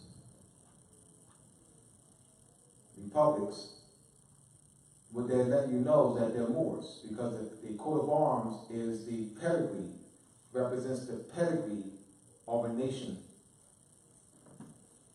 So this is bigger than what you think it is. This is beyond Moors classified as black, Negro, colored, and African American. Because Moors are also classified as Spanish, Latino, Puerto Rican, and Hispanic. They're not. In 1567, Philip II issued a bull, putting Moors under Spanish rulership, subjugating the Moors, and the Moors were classified as Spanish and were forbidden to speak Arabic.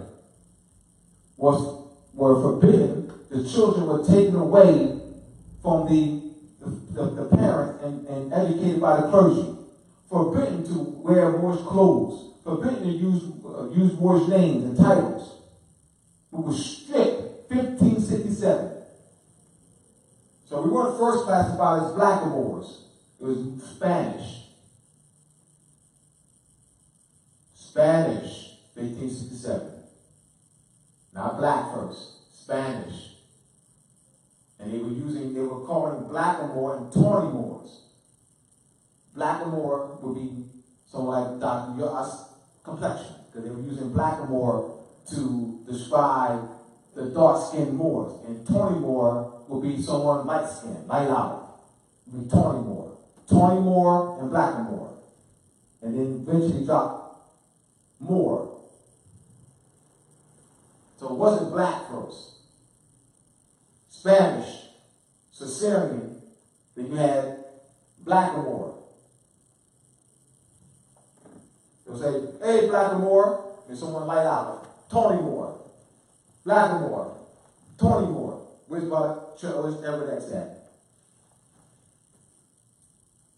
The scholar Everdex, the great linguist. Been studying linguistics for 25 years. Oh. So I want to be clear. One of the points that what I see, one of the weaknesses among nationalized Moors is that they're not clear on what the Moorish nation is. Tahaka and Baltimore. He has a show. And she had a sister. Had a sister called in, and she said that she's a Moorish American national. And Tahaka said that no one probably ever used the term Moorish American national. You know, when you're not a Moorish American national? No, he kept asking about 5 or 6 times that no one probably ever used the term Moorish American national. Now, I'm a Moorish American, but no one probably never used the term Moorish American national. So he asked her, what's a Moorish American national? She said, a Moorish American national is a national, of America. So Tahaka said that, yeah, America, that's the United States. No, actually not. America is Morocco. An American is an aboriginal native of Morocco. It has nothing to do with United States citizen. So Tahaka is not clear that he's been, as others, millions of others, have fell for the indoctrination and social engineering of falsely interchanging the name American with the generic term United States citizen as though they had the same meaning, same etymology, same origin. And you don't see that in writing, they just say it publicly. You know, they'll say American. If you were in China and you say you're an American, are you a United States citizen? No, I didn't say that. I said I'm American. Are you a United States citizen? No, I didn't say I'm a United States citizen. I said I'm an American. And you get that same all over the world. You go in all over the world, all over the world, all over the world. You'll hear that interchange. United States citizen. So when they say American, United States citizen. Now you have someone born and raised in Jamaica. Born and raised in Jamaica. And they're 50 years old. They come to this part of America that they falsely call the United States. You'll hear that Moor who think they're Jamaicans. Yeah, I came to America 2 years ago. I came to America 2 years ago. Well, you were in Saudi Arabia? You were in France? You were in England? You were in Nigeria? Now, if they were in Nigeria, and so I came to America 2 years ago, then that would be, or Saudi Arabia, I came to America, then that would be correct. Even if they came here, the statement is still correct. It's still correct. I couldn't challenge them. They would be correct. But if you left Jamaica and said you came to Jamaica 2 years ago, you smoked in the head. You never left America. Jamaica is an American state. Jamaica is part of America. What the Europeans have done was claim the name America and American as though it's birthright theft and identity theft. And then they're telling our brothers and sisters, our Moors in Mexico, our Moors in Jamaica, our Moors brothers and sisters in Haiti, Costa Rica, El Salvador, Argentina, Puerto Rico, that they're not Americans. This substitute Moorish Grand Wazir, Donald Trump. Yeah, we're going to war. Mexico. They ain't coming to America. Well, Mexico's America. Donald Trump. See the power of this information? You see the power of the clarity? How it's important to be vital to be clear on this? And how they use social engineering to steal our birthright and to maintain European colonization and occupation. He got the colonists telling that the Americans that they're not Americans. The non-Americans, the non-white people, the non-Americans are telling the white people and the Americans that they're not Americans. And that they're black and they're not white. Donald Trump, I'm white. I'm white, Donald Trump. I mean, I'm solving the land. I'm solving the land. I'm saying white, I'm solving the land. I'm solving the land. When I'm saying white, so I'm going to be very clear. I know people will laugh because they don't know. Because I taught this to students. I taught this to over 5,000 students at Kansas City Public School. I had students call me white while I'm walking down the hall. Tell Mr. Bennett you're white. Hey, white man. I'm dead serious. I'm walking down the hall. I'm going to class. Students call me white man. And, people looking at me like, looking at them, they're crazy because I taught them in the classroom. Because they're thinking white complexion. Complexion. That's been indoctrinated. That's how they're stealing our birthright through social engineering. So Joao said, in order to change, people must change their language. So once again, what is the Moorish nation? All right.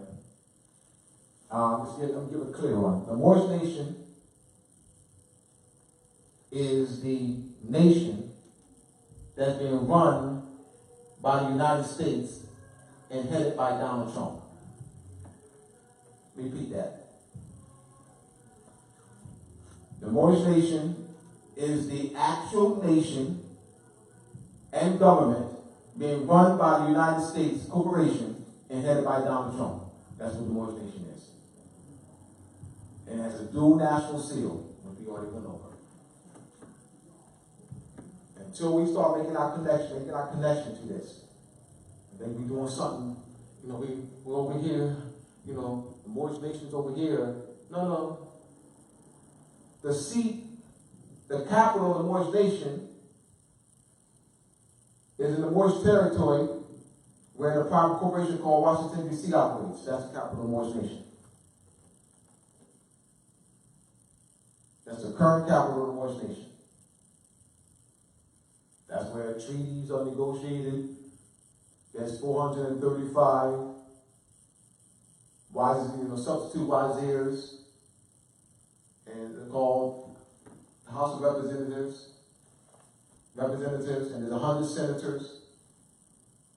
You have the Supreme Court justices there, 9 of them. And they're sitting in the seat of the Moorish power and exercising Moorish national sovereignty. You know, and there's a lot of nationalized Moors that are not clear on this. But I trust that they will be in a matter of a year. I trust that hundreds of thousands will be clear on this in a matter of a year. Just give me a year. You get 100,000 to be clear on this. I'm going to pound this, pound this.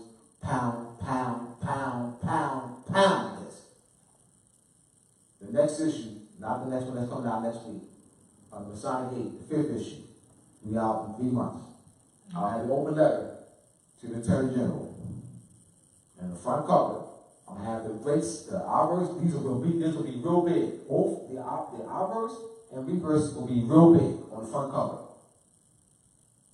And I'll have the obverse and reverse seal of the Moorish nation right underneath it. Yes. But in the meantime, the role of the sheriff. Yes. So That we can get acquainted with our county sheriffs. yes. And invoke and enforce that they start honoring their constitutional oath Yes. of office. Yes. One thing, they even have an open letter with the organization, National Sheriff's Association, to write an open letter to them. That's something I'm planning to do. So we can have some connections with those who are already conscious, those who are pushing, in that direction. Those sheriffs who are moving towards reclaiming their power. Because when I say their power has been dispersed by these police departments. That's the sheriff's powers and duties being dispersed. The Attorney General office, prosecutor office, that's the attorney powers. So this is just to get people in proper frame of mind. So we're not be going to police meetings. We're going to be going to sheriff's meetings.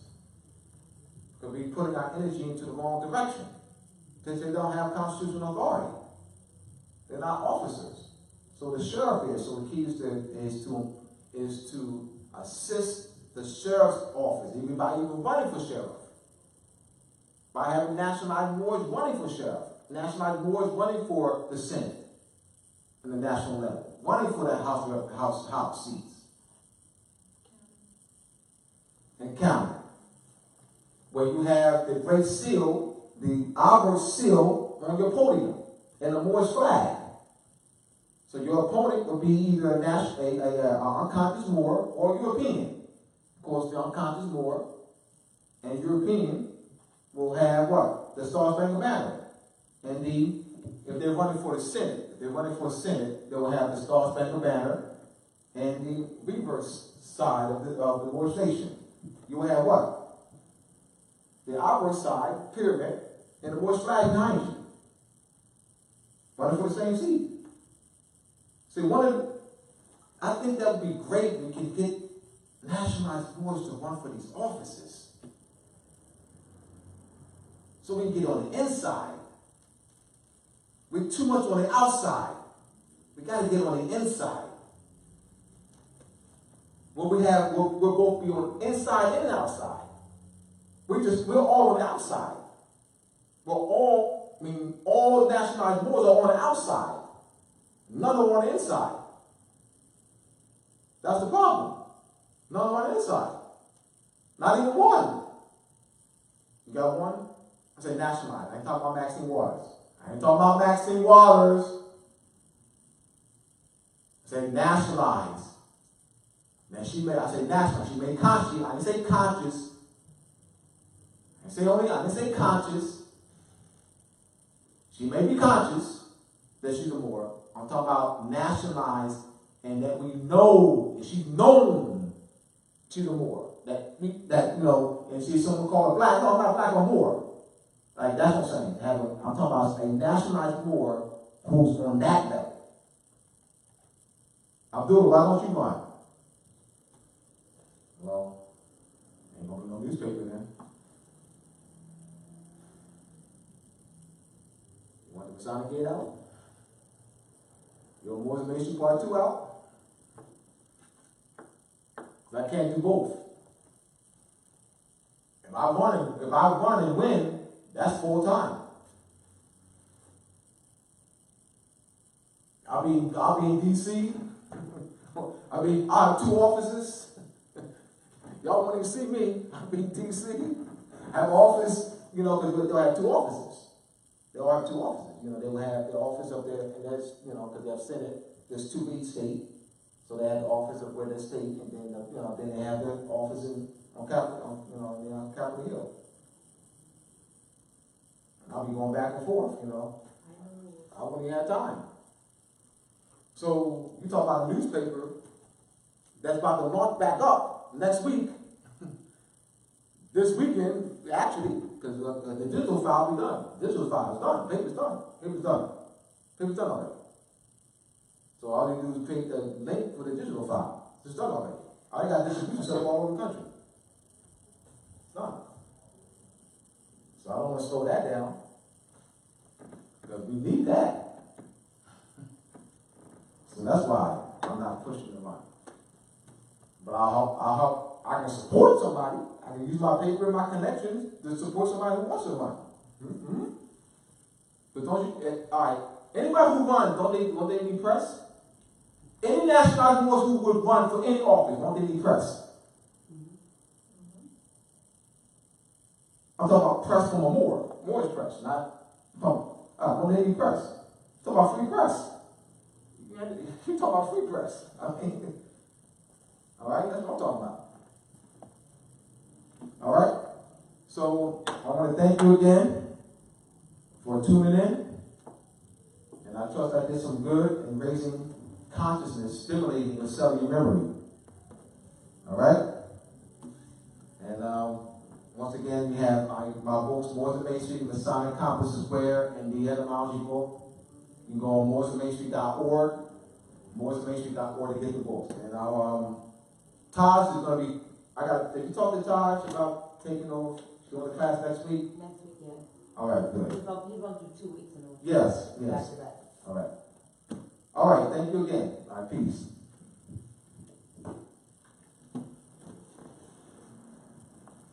Thank you for coming out and tuning in to House of Reawakening Minds. As you have heard, Friday, Grand Sheik will teach in place of Brother Abdullah place Friday and the following Friday thereafter. Once again, we'd like to thank you for coming out and tuning in to House of Reawakening Minds. Islam, have a great evening.